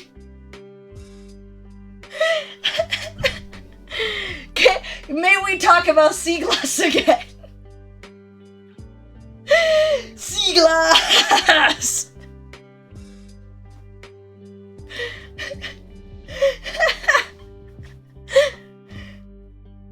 I'm so passionate about sea glass now. There's no rush. I'll leave the strands here and you can decorate it however you want later. I think I'll keep it classic and only worry about finding a decent shell. Yeah. I'm planning on doing shells too. I want to find sea glass. I want sea glass. Great minds thinking the same. We can look together. Happy with that suggestion? Who nodded? We're on the same wavelength. We're on the same wavelength. Go crossed his arms and chewed at the inside of his cheek. You weren't the only one that noticed. What's wrong, Cove? I'm not sure what to use. I mean, ideally I'd want a shark tooth, but what are the chances I could even find one? I'm mildly upset you can't put sea glass on your wedding cake in our life. I'm just gonna... Listen, in your heart of hearts, it's there. In your heart of hearts, there's candy sea glass on that wedding cake.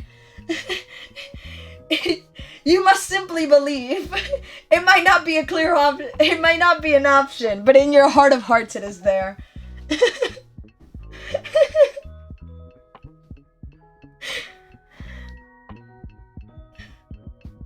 I'm not sure what to use. I mean, ideally, I want a shark tooth, but what are the chances I would even find one? Mom smiled. You both looked at him sympathetically. Sorry. There were downsides of not having a shark-filled coast. That would make for a really nice necklace, though. I know. At Cove's pouting, Mom gave him a little bump on the shoulder with her fist. Well, don't lose all hope. You never know. You might end up really lucky. Cove laughed and cheered him up, even though he wasn't really convinced. After that, the little crafting club busily went to working on their pieces. Whatever they decided on using was attached in loops that were then slid onto the necklace base. Terry was immensely proud of herself when she was done. Hers was simple but gorgeous because of the striking piece of sea glass she painstakingly searched for and had found. Sea glass! I believe in sea glass being superior to just everything in life. It's sea glass. Gove ended up using driftwood of varying lengths and to design his necklace. Despite not finding any shark teeth, he still looked pretty pleased. Mom decided on a medium-sized purple ring-topped shell as the centerpiece of hers, and Lee went with a few small simia shells. They both put their necklaces on soon after finishing them. After combing the beach several times, you found just what you were looking for. It took a bit, but you managed to make a necklace you were satisfied with. It mostly had sea glass. Your group of crafters would also cheer for the volleyball players whenever shouts could be heard coming from the court. On top of that, you all would hold up each newly made piece in the air, and the players would take a breather to applaud the creation. We're like, yeah! Fuck normal house building materials. I'm making mine from sea glass. Sea glass house! Sea glass house! Sea glass house! Be like those people who are like, base colors, neutral colors are boring, and they paint their entire house pink or something. Be like those people, but instead of like painting your house a crazy color, just make your just put a bunch of sea glass on your house. Make your house out of sea glass.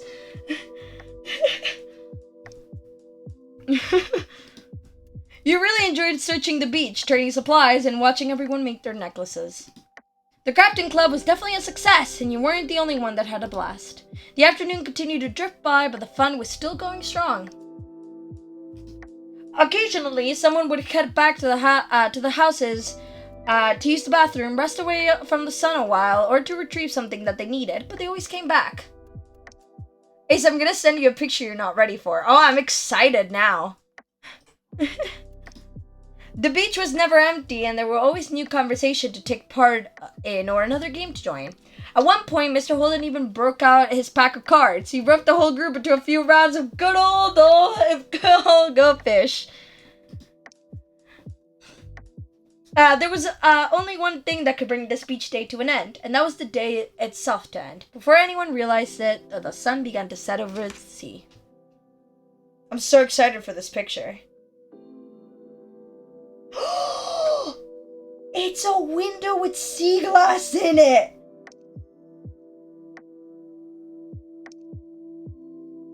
I want this! I want this! I want the sea glass window! I want the pieces of sea glass window so bad! I love it so much! That was a great picture. Thank you. Thank you so much. As that happened, you were taking a break, sitting on a towel with your legs stretched out past it and your feet buried in the warm sand. Shortly, you looked up to see your moms approaching. They stopped in front of you and you smiled. Hey there, kiddo. How are you? Good. They both sat down, squishing you between them. Mom leaned her head against yours and Mom started rubbing your back soothingly. Nothing more was said at first, but Ma sighed contentedly. Mom looked at you wistfully. We're both really proud of you, Ace. True. You grew up to be more than we could have hoped. Aww. So thanks to the two of you. Ma wrapped an arm around your middle and squeezed you tightly in a side hug. Mom continued slightly scratching your back. Thank you. That means a lot, but I still think you're selling yourself short. You've always been a lovely person, and I'm so thrilled to know you. Your voice faltered, and you honestly couldn't imagine your life any other way. Ma lightly brushed some of your hair back and left a small kiss there. I'm so happy I got to have both of you as my moms. After that, all three of you were sitting there getting all sentimental.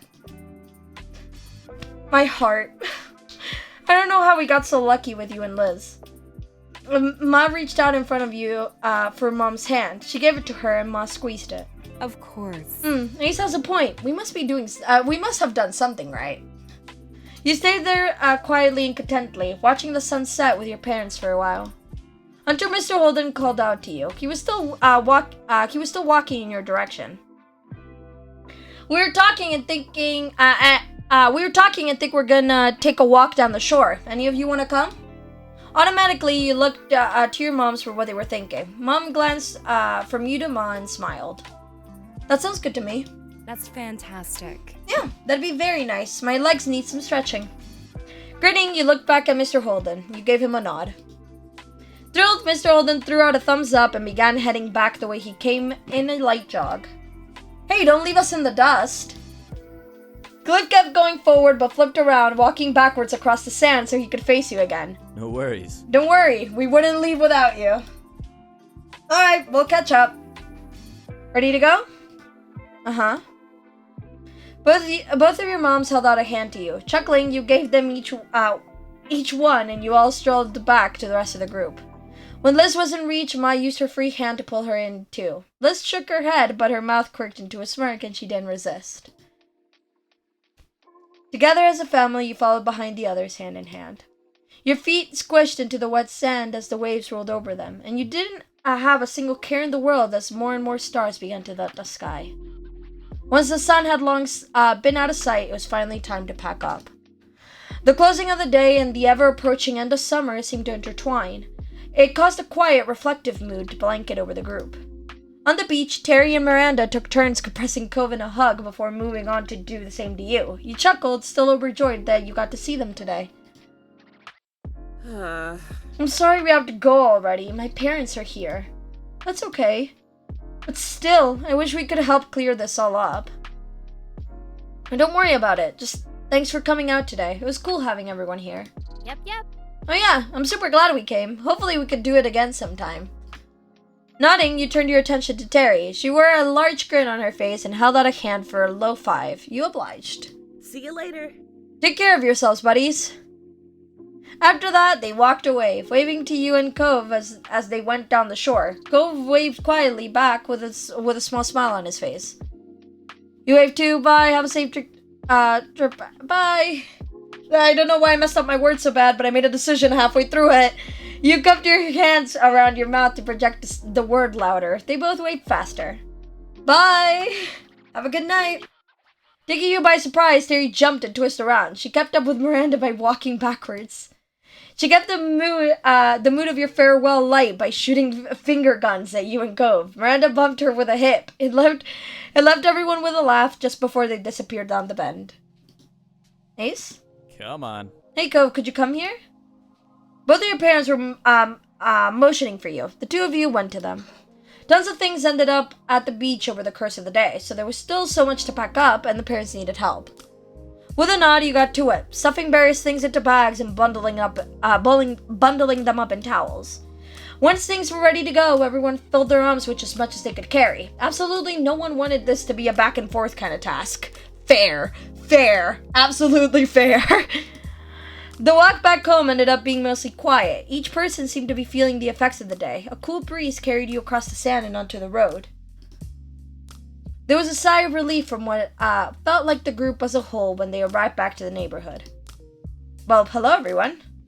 You glanced to the side and spotted a very recognizable face walking down the road. Baxter! Oh, hi, Baxter. How are you? I always forget about the voice intonation. It takes me by surprise every time. Do you need help with that? You shook your head nervously while trying not to drop anything. Well. If you're sure then, I was simply heading home after getting some fresh air. The season is almost over after all. I'm back. Sorry, I was gone. I was looking out windows. Fair. Absolutely valid reason. Pretty windows. Yeah. Baxter was only a tourist. He wouldn't be in town much longer. This might even be the last time you happen to cross paths with him. You knew that, and so did he. If you have a minute, I'd just like to say it was a pleasure getting to know you both this summer. His head tilted towards you, and he smiled warmly. Baxter offered you his hand. You used your freer hand to shake his. You waved goodbye instead. He patted his shoulder. You side hugged him. You raised your hand for a high five. You used your freer hand. I can do this. It was tough with what you were carrying, but you were able to extend one of your hands a bit. Baxter chuckled and shook it. I think we did end up as good friends. I really enjoyed meeting you. Good luck on your next semester at school. You didn't say. I really enjoyed meeting you. Glad to hear it. I'm delighted to hear that. I enjoyed this vacation immensely thanks to you. Baxter turned to shake Cove's hand this time. He was a little incredulous for a moment, but then Cove eventually shifted what he was carrying and took Baxter's hand. It wasn't long, but it was a solid handshake. Baxter was clearly pleased. I wish we had more time together, but it was still a nice ride while it lasted. Would happily do it all over again. Bye, Baxter. Yeah, bye. Baxter nodded and walked a few steps towards his condo. He then stopped and waved. Goodbye. Baxter sauntered away completely and disappeared inside his condo to return to his own things. His time with you and your family and friends ending. He paused for a moment, staring at where he went. But afterwards, he looked back over to the rest of the group. I like Baxter. Lee and Liz were just going inside your house. You couldn't spot Kira or Mr. Holden anywhere, but the door to their house was wide open. Mom approached you with an amused look on her face. Not this pun. Not this pun. Not this pun. Ah.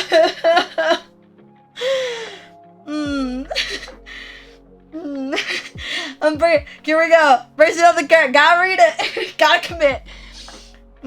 Seems like you're holding up some Holden things. Okay, not even gonna.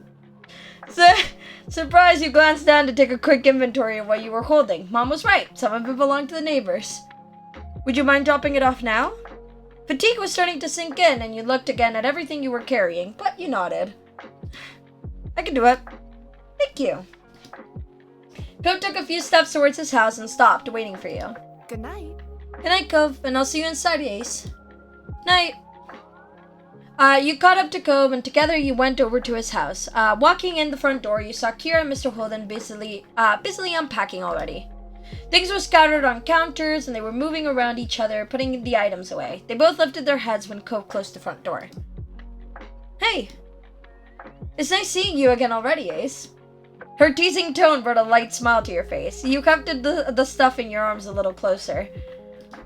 I ended up with things of yours from the beach. Oh. Thanks for getting that to us.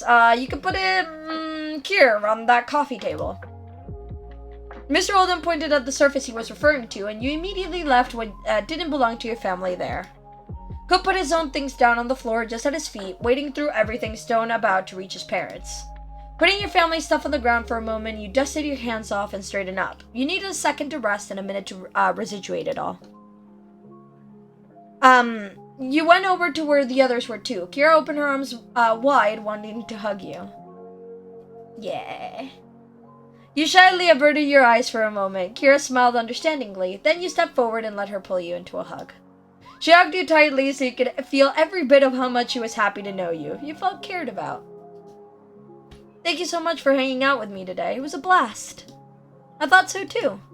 Kira eventually released you, but patted the tops of your shoulders as a final gesture. Thank you. Every time I've got it to come by, it's been an absolute joy. Things really couldn't have worked out better. Mr. Holden took a step closer to you. Kira moved aside to let him say goodbye too. He grinned. Thanks for always being such a friendly neighbor. Not just right now, but for as long as I've known you. I didn't always make it easy, but you and your family are good people. I really, truly appreciate it. Thanks very much. Thanks again, Ace. so much. At that, Mr. Holden reached over and gave you a soft pat on the top of your head. I'm really glad that you and Eva, you're good people too. You hugged him. I miss him. Wish Kira would hug me tightly. Me too, man. Yeah, I feel that in my bones. Man. Before either of you could process it, you had locked him in a hug. I'm a hugger, man. I hug, dude. His body automatically went rigid and you felt a pang of embarrassment. Before you could let go, he relaxed and began to lightly pat your back before shifting into a full hug. Thank you. As you let go, he sniffled, but when he met your gaze once more, his mouth pulled into a wide, happy grin. This is so wholesome! Stop!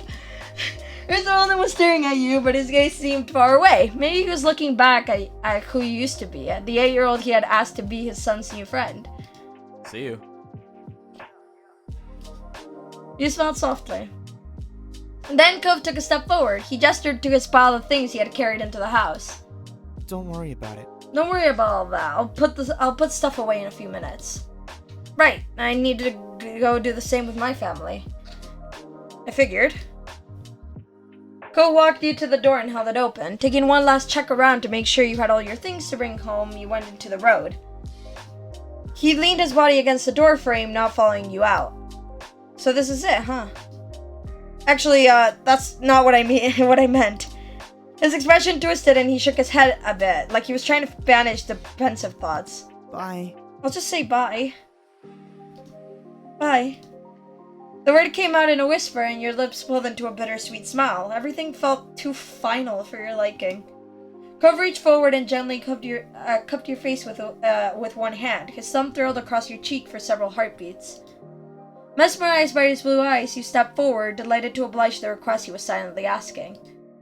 He met you halfway as you smiled into the kiss. It was soft with longing, and your chest ached knowing that there couldn't be anything more than this.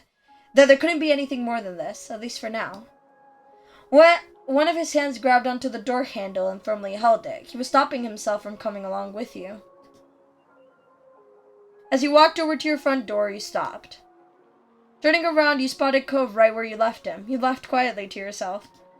For a small pause, you both stared at each other from across the street. Now why am I over here getting emotional?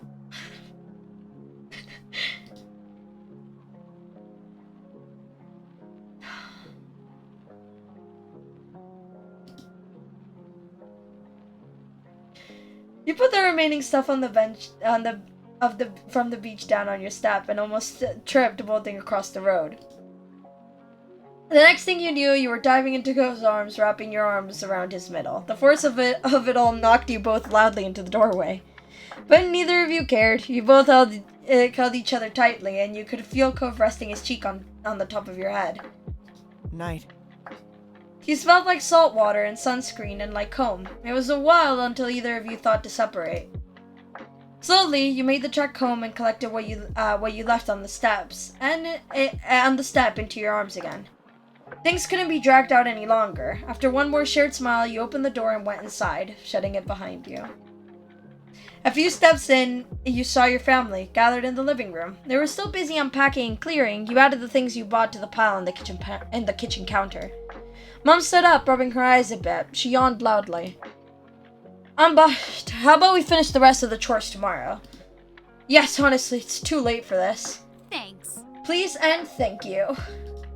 Ma put her hands on her hips and turned to assess the room. Ma was not one who liked to leave a mess about, but she sighed. All right. I suppose we can make an exception to the usual rule. It has been a really long day. Liz grinned contentedly. Lee wasted no time in skipping over to you and hooked you into a side hug. Good night. I hope you have the loveliest of dreams of you know who. Lee ended the sentence with a wink and a hearty laugh. She let you go. If you have dreams too, you hugged her back, you shook your head, you blushed, you laughed, you hugged her back. You pulled her close into a bear hug. Lee giggled until you released her. I hope you sleep well too. Oh, I totally will. The moment my head hits the pillow, I'll be out. Here's to us, Ace. Tonight, tomorrow, and forever. Thanks, Lee. I don't know what I'd do without you. Aw. I know, it'd be lonely. Lee stretched her arms high above her head. She yawned loudly and looked at you with tired eyes. I think that's my cue to head to bed. Bye. I think so too. Have fun sharing the room with Liz. She laughed at that and Lee shuffled off towards the guest room. Before you had a chance to do anything else, you could feel the top of your head being tapped. You spun around to see Liz smirking. Nighty-night. I'm heading to bed too. It's been a long day and I have a lot to prepare for tomorrow. Exhaling, you automatically started fixing the back of your hair. When Liz didn't immediately walk away, you smiled softly at her. Everything okay? Her gaze moved away and you knew she had more to say. You waited patiently for Liz to compose her thoughts. It's been a good summer. It was nice to come back home. You nodded and Liz gave you a teasing nudge as she went by. Amused, you turned to and watched her go. Love you, little kiddo.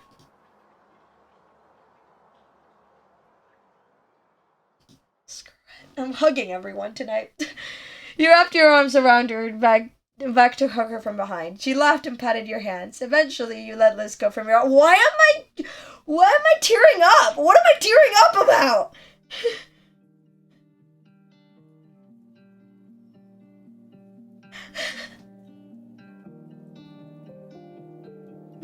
Eventually, you let Liz go from your grasp. When Liz was out of sight, Mom started up the next conversation over her shoulder. Aren't you heading up to bed too? I relax first. I want to finish getting everything cleaned up. I want to relax first. Desperately, you needed some time to decompose and clear your mind. You worried if you went to bed now that you would end up staring at the ceiling all night. Okay. Ma came over too, smiling understandingly. She pulled you into a big hug. Love you. Alright, you do what you need to do. I love you. When you were done hugging Mom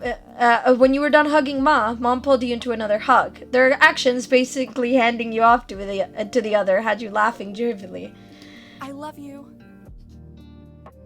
I love you too. Aww. They both couldn't resist taking turns hugging you again. Your smile widened. It felt good to be so loved. Good night, kiddo. Sleep tight. Good night, sweetie. Night. After that, your mom's headed off towards her bedroom down the hall. You were about to turn the other direction when you heard Mom's voice. And don't let the bedbugs bite! You heard Ma chuckling and you watched them go with a smile. Time had passed, but you weren't entirely sure how much. Sighing, you sat up on the couch. It was a good rest, and all of your tired muscles felt quite relaxed. You got up, planning on going to bed, when something out of the window caught your eye. Your feet brought you right in front of the large window spanning on the length of the back wall. You stared out into the hills behind your house. Queen is figuring out... Queen figuring out the heights. Ali's who's 1 centimeter shorter, Ali or Step 3 Cove? I need to know. For science. You stared out into the hills behind your house. Ali, 1 centimeter shorter. Okay. As if on cue, your phone came on, alerting you of a new notification. It was Cove. When I can get on the hill tonight? Something inside told you that this was the right kind of night to take a trip out there. You sent him a very quick message. Yeah. The lesson 3 heart. You went over to the front door and stepping over the threshold, you gave the living room one last glance over the shoulder. Then you shut the door behind you. Silently, you made your way to the poppy hill. With light steps in the dark, you walked across the hills behind your house. Up ahead, at the very top, silhouetted beneath the night sky, was a familiar figure already waiting there. Smiling, you wondered how he always got there first. You even had the advantage of living closer. Then again, and maybe it was only in your mind, but somehow Cove was inextricably linked with this place. After all these years, it would be weird to scan this horizon and not find him there, as surreal as the shore without the sea. The distance between you was growing shorter by the second. Hearing the grass and earth crunch under your feet, Cove turned. A grin spread over his face as he saw you. You took your place was standing behind him on the crest of the poppy hill, looking out over the ocean. Same as you'd done on countless times since you'd first arrived when you'd found him on this very same spot. Ace. We hadn't had one today, so 5'2", 158. So depending on what you want to use, depending on how much you want to, what system you're using. So that's so either 158 or 5'2". Approx. I haven't measured myself in a while, but I haven't grown that much either, so it's around there. Ace. He had officially broken the silence, the spell that had held you both in place. You looked at him expectantly. There's something I've always kind of wondered about. He cocked his head, giving you a sidelong glance. What did you think about when we met? I was just a kid you'd never seen before, bawling his eyes out on the hill next to your house. He chuckled, his eyes dripping toward the sea beyond, before flicking back to you. The way his gaze pulled you back to you made it clear that he was genuinely invested in the topic. Lucky for him, you remembered what initially struck you in that moment, as it was as if it had only happened yesterday. Well, I remember noticing the sad look on your face. Cove replicated that frown for you right now, looking grave at your reply. I guess. Yeah, I guess that would have been hard to miss. Sighing a bit, you continued to reminisce about that first meeting. I also remember feeling bad about what was happening. I remember that too. He ran a hand through his hair, and you knew his line of questioning wasn't at an end even before he spoke again. I mean...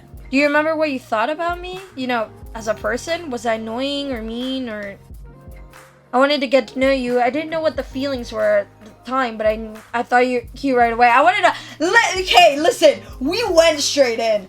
Honestly, it was love at first sight, though I didn't realize it at the time. I was worried about you because you were so sad. I don't really remember anymore. Listen! Canonically, we went straight for that. I vividly remember that. But we're going to be on the road to say the first one. Cove's eyes widened, openly amazed by your response. Really? I don't know what I did to deserve that. It's nice of you. Cove's hand drifted to the scar on his arm, his finger unconsciously gliding over the mark. It was much less noticeable than it had been when the neon pink cast had first come off, shrinking gradually over the years as his body healed, then dwarfed in comparison to his growing body. So, fully grown Cove is extremely big, and Ace, I have news for you. What are the news? What are the news?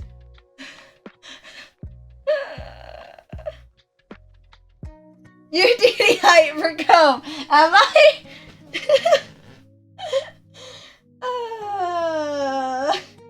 Well, I am short. Been new. Like you reach his chest, yeah.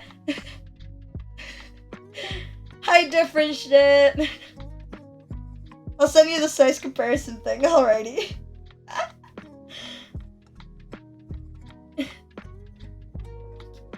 Still, his fingers came back to it without thinking. He gave a half smile, not meeting your eyes. I feel bad now. The thoughts I had were, well, considering what you were thinking, I come across as a lot worse of a kid. You didn't like me? No. It definitely wasn't that. Cove lifted his head, finally committing to meet your eyes fully once more. I remember you that day. I remember it really well. I don't think I'd ever be able to forget.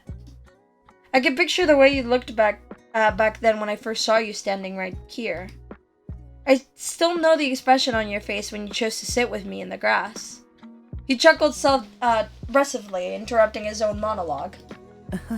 You scared me at first. I figured I'd be alone out there until I had to face my dad again, and then suddenly another kid appeared out of nowhere. It was startling, but I got over that fast.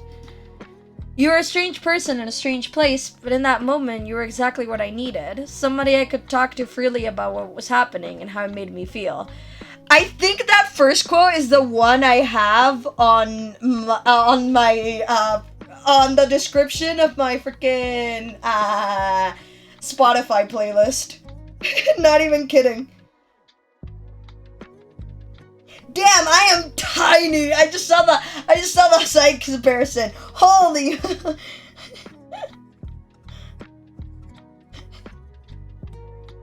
Oh my god.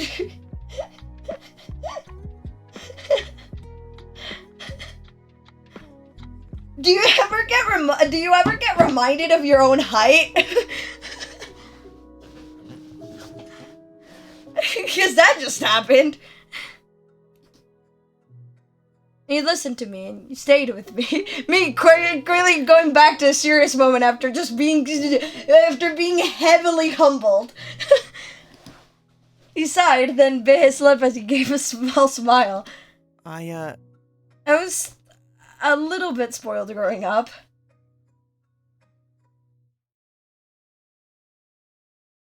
He's like, I think the reason you're letting the other woman ship is because it thinks you're a child. Fair. I'm gonna measure myself again. I haven't measured myself in a while, but I have not grown myself too. If I was giving myself a benefit of a doubt, I'm like 160. But like, I don't think I'm much taller than that. I'm like, it's damn, why am I so tiny? Why am I so fun-sized? Do you ever get reminded of your own height? Anyway. You let him continue a little. Yeah, you were dealing with a lot. You let him continue. He looked off again, seeking clarity for his thoughts in the expanse of the night sky.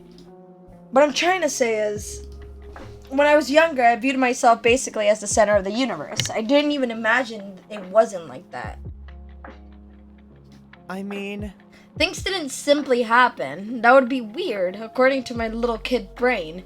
It made far more sense that everything in my life had a specific connection to me somehow, right?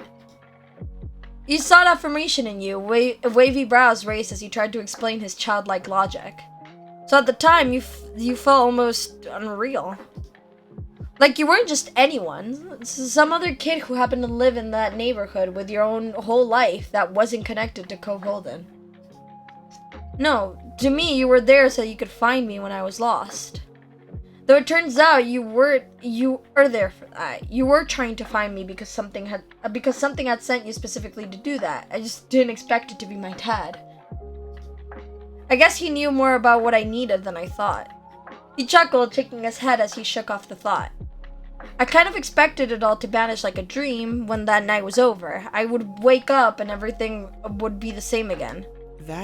I'd be back in my bed at home, my real home, with both my parents. The future was something I couldn't picture anymore. I didn't know what school would be like when I went back, or the table where I'd eat breakfast the next morning, or anything. And if I couldn't imagine it, how could I think it was something actually happening? I couldn't grasp my new reality. It was too big for me to hold all at once. So I never thought I'd see you again.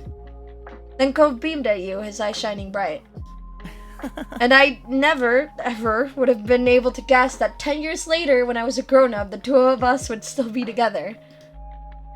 I'm so glad I met you. It's hard to believe it's been so long. Guess that makes me come true. Mere words couldn't encompass the joy you felt. You smiled. I'm so glad I met you. I feel the same about you. Well, the smiles faded from his face as his eyebrows drew together. That was the worst day of my life at the time. The day my family broke apart. It was too heavy for me to even think about. I felt that way for I don't know how long. He held a hand over his heart, connecting with the pain he'd felt as a child, and looked at you earnestly. It's okay. But that's never true. Things have only gotten better with me and with Dad and Mom. It was a change we all needed. His eyes were growing misty. So when I remember that time right now, it's not the point that my life was over. It was the moment that I met the person I love. Scary. When I was crying to a stranger over what I thought I'd lost, I didn't have any idea that they would be the one thing in the world that I actually wouldn't be able to live without.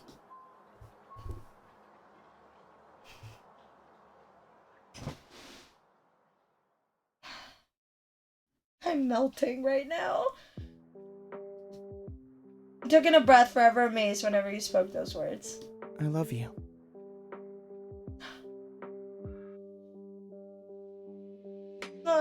I'm so emotional. And you hugged him, then you gripped his shoulders, then you ruffled his hair, then you kissed him, then you teared up, then you gripped back and then, let's just kiss. He leaned into the kiss, his lips soft against yours. Cove sighed contently. His voice was as delicate as the petals on the poppies which crowned this hill. Hey, Ace? I'm so grateful you were there, even when I wanted to run away. You didn't even know what to say back to that. His heartfelt appreciation left you speechless. He tilted his head up, thoughts lost in the sparse clouds above. I wonder how late it is. I guess it doesn't really matter. My dad is fine with me being out whenever. You could just use your phone to check the time. You could still text your dad about what you're doing. You could still text your dad about what you're doing. I'm gonna message my moms. My moms might care, but I don't feel like telling them. You wanted to make sure you messaged your moms about what you were doing. You quietly nodded. You could just use your phone to check the time. I know. Sure I could, but I'm probably not gonna. Are you gonna lay in the grass now? Wow, how'd you know? I just thought you might want to. With a chuckle, Cove blobbed back onto the ground and laid on his back, his usual way of spending time there. You say standing, you sat down, you sat on Cove's chest, you also laid on your back, you laid down and snuggled against him. Cute. You lowered yourself against Cove's side in the grass and wrapped an arm over his chest. Cove smiled at you and used his free hand to cradle your face. The both of you fully settled in to relax on the hill. It felt like just the beginning of one of your nightly outings, but then you realized the sun was peeking out over the horizon. Cove spoke up with a disbelieving tone. Huh. It really was late.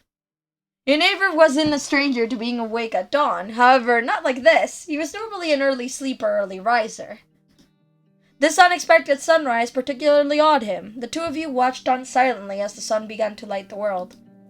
Cove then propped himself up on the backs of his arms and looked at you with a soft expression on his face. Do you want to go back home?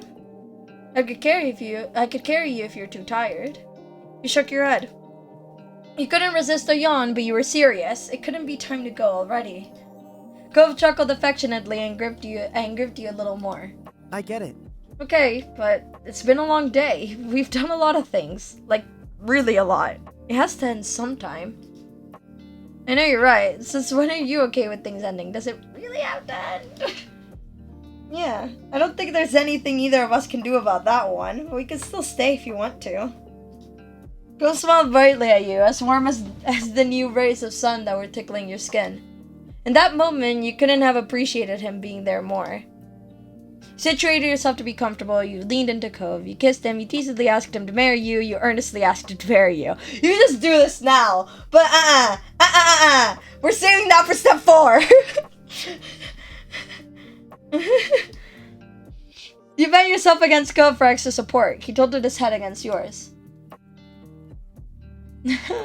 Good night, Cove. Good morning, Cove. Thanks, Space Cadet. You're my favorite ever. I just love you so much. And you didn't say anything more. He gave you a bent smile and went for the opposite sentiment. Good night.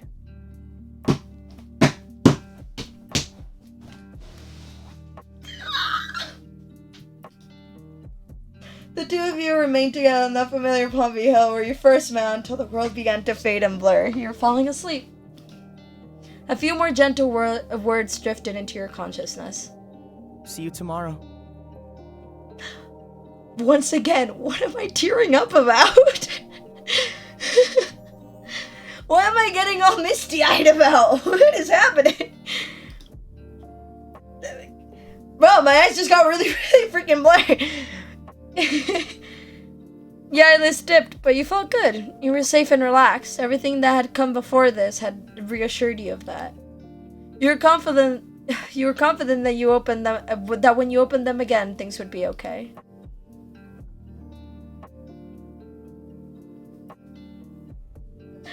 What am I tearing up about? Why am I getting so emotional? You opened your eyes. Instead of the walls of your room, you were surrounded by open sky. It was not soft pillows and sheets underneath you, but the bed of earth and grass that you'd taken last night. The day welcomed you with a shining sun, a refreshing breeze, and the chirping song of birds.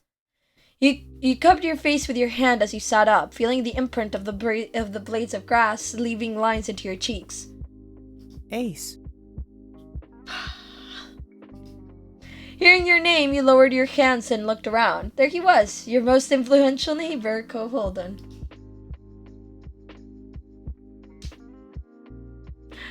He had made himself very comfortable, laying on his stomach with jewelry and shoes taken off and a flower in his hand. Good morning. Morning. Gove laughed, tickled with the overall situation and simply being able to spend time like this, which is so cute. Told you I'd see you tomorrow. Exactly the same day, Gove. Pretty safe bet. We see each other nearly every day. Alright, good for you. I'm glad you were right. Gove's face lit up again in a broad grin. Me too, but there wasn't really any doubt. Gove turned his head up to the sky, his expression content. Looks like it's gonna be a nice day. We'll have to come up with something to do to make the most of it. He trailed off, blinking slowly in the sunlight. Someday, when we're even older than we are now, I wonder what we'll end up remembering this moment for. What will we feel when we look back at it? Will it be the same as what we're feeling right now? It's nice. I can't see what the future's gonna look like again, but I think that's alright. You're way too sentimental. Pretty sure I'm gonna have forgotten about all this. I think it'll mark another new start for me. I don't know, but I'm looking forward to finding out. Cove turned back to you, nodding in full agreement. He eyed the hills sprawling out before you and down below before... I can't read. I was thinking something else. I'll tell what I was thinking about afterwards. But I was thinking something and then my brain was just busy thinking about what I was thinking about. And reading, and it can't do and it couldn't do the same, can't even speak apparently, and it couldn't do both things at once apparently. He had the hills sprawling out before you, and down below, where the wild kill in nature gave way to civilization. Your home and coves lay down at the bottom, neatly filed among the other houses in the neighborhood. Haste, I bet I can beat you in getting back to the road. You laughed, amused by the wager that reminded you of so many moments in your youth. As much as I like it here, it's okay if we leave now. We can always come back to see the poppies and the fireflies again, right? Go met your eyes, waiting for what you were gonna say in response. Right, I'd like that. It really is gonna be another nice day. You're amazing. Yeah, we better do that. You're not getting out of it. We'll always be together in one way or another. I might be able to manage that. You better do that. You're not getting out of it. Gove blinked slowly, his eyes still locked on you, but you didn't need to see his face, knowing that he adored you. If there had been any room for doubt, the tender way he spoke would have filled it up. You're really irreplaceable, huh? This is so cute. Gove beamed at you. His expression was so unlike the one he'd worn when you first found him here, straddled in sadness and uncertainty. Yet you couldn't help but glimpse that boy. I can't read. I really am just all over the place. Yeah, you couldn't help but glimpse that boy once more underneath his bright expression and matured features. Come on.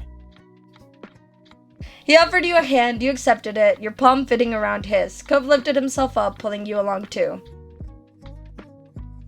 Our parents probably aren't gonna come running for us this time. We got to make our own call. I say that we can't hide away forever. Poppy Hill is just one part of things. There's more out there for us than this time in this place alone. Let's enjoy it. You couldn't say whether you were the one that broke into a run, if Cove had been the one to start it, or if your feet had simultaneously made that choice for you both. The end result was the same, with the two of you dashing down the hill like children, but with the nostalgic revelry that could only come as an adult. As the wind whipped past you, you knew that family and friends were waiting at the end of your sprint. There were more memories to make after all. Life takes another step forward.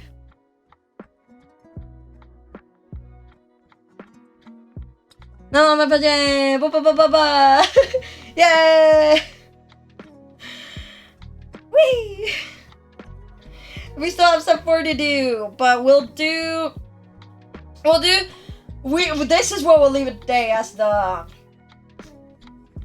credits roll by. We have step 4 to do, we have wedding stuff to do, and we'll leave that for another time, day, and I just want to once again say about how much I absolutely freaking love this game.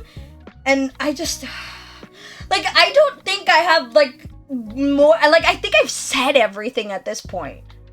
Right? I can't think of, any more words about, how I'm describing this at this point. But I genuinely adore it so much. there's a feeling with it.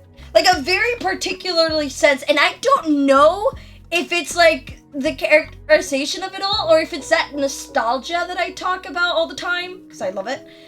That it is, but like, it makes me feel so nice. I love it. It's so good. Makes me so happy.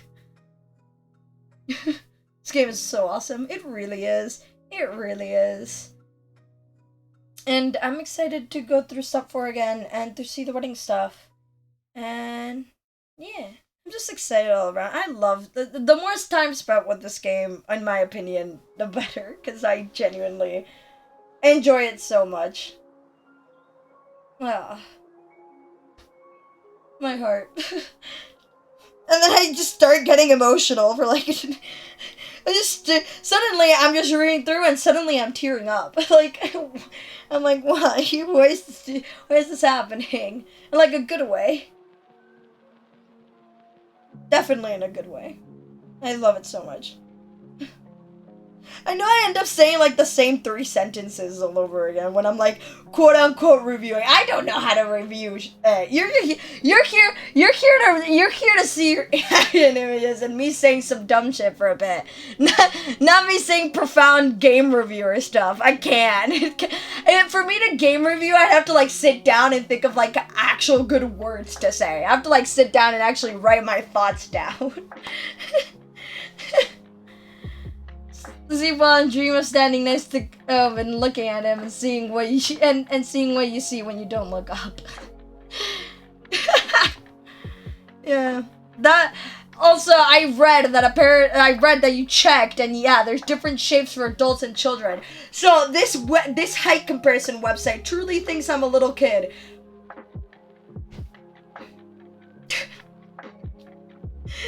Damn, that's so sad. I'm getting the measuring tape out tomorrow, or if not tomorrow, at some point. But I need to double check. If I'm gonna get humbled, I'm gonna get humbled like with my proper height. Holy shit! It's been a very long time. There's baby, toddler, child, and adult. Damn.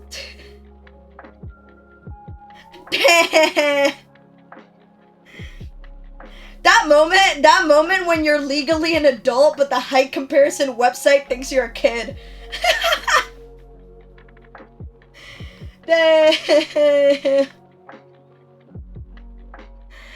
It's not my fault I don't grow at all.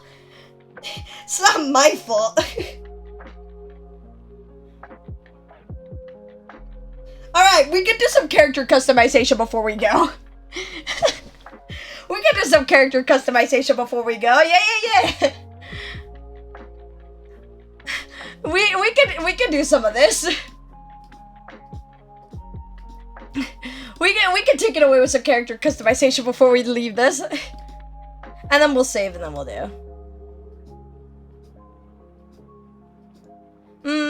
What am I feeling at this point? I like the two-tone kinda.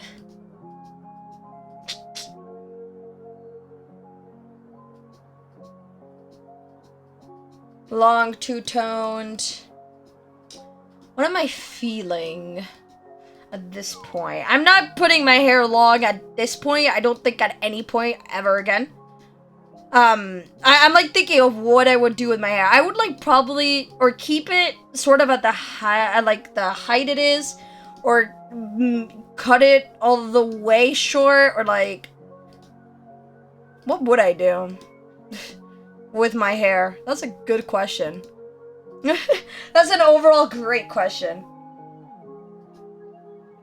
Round, sleek, strands, ponytail, buns, sharpie, pigtails, locks, strands, medium, sharpie, curled buns, pigtails, ponytail, did none. Back, smooth. What would I do with my hair? Looks kind of good. I like short one. I'd do it. I'm younger than you and it even cuts me as an adult. It's not my fault I'm short. It's not my fault I'm short. It's not my fault I'm short. It's not my fault I'm short. It is not my fault I am short.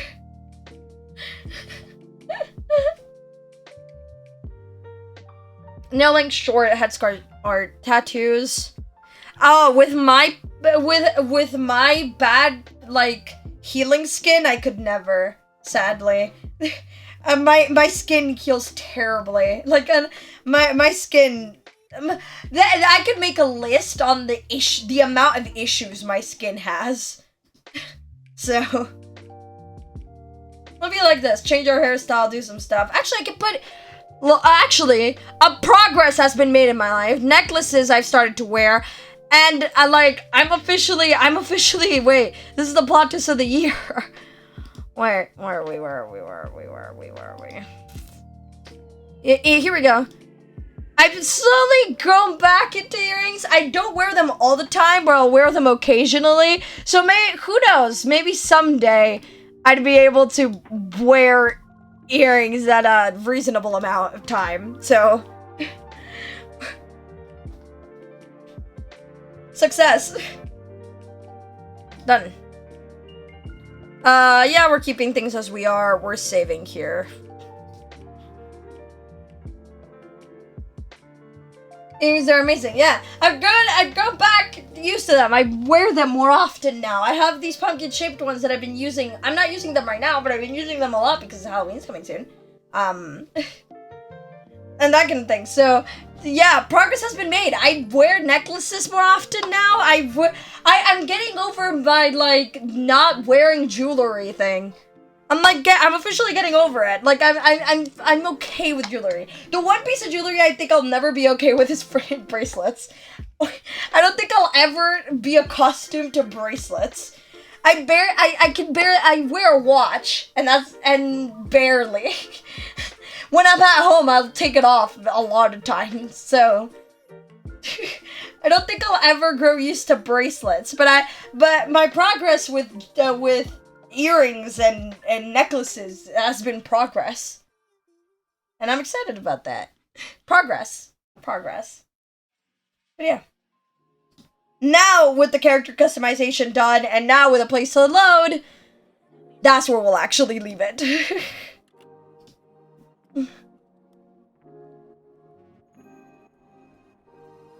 You can always just get some, like, earrings that are noticeable when you wear them. It's not that they're noticeable. I just stopped wearing them at a certain point.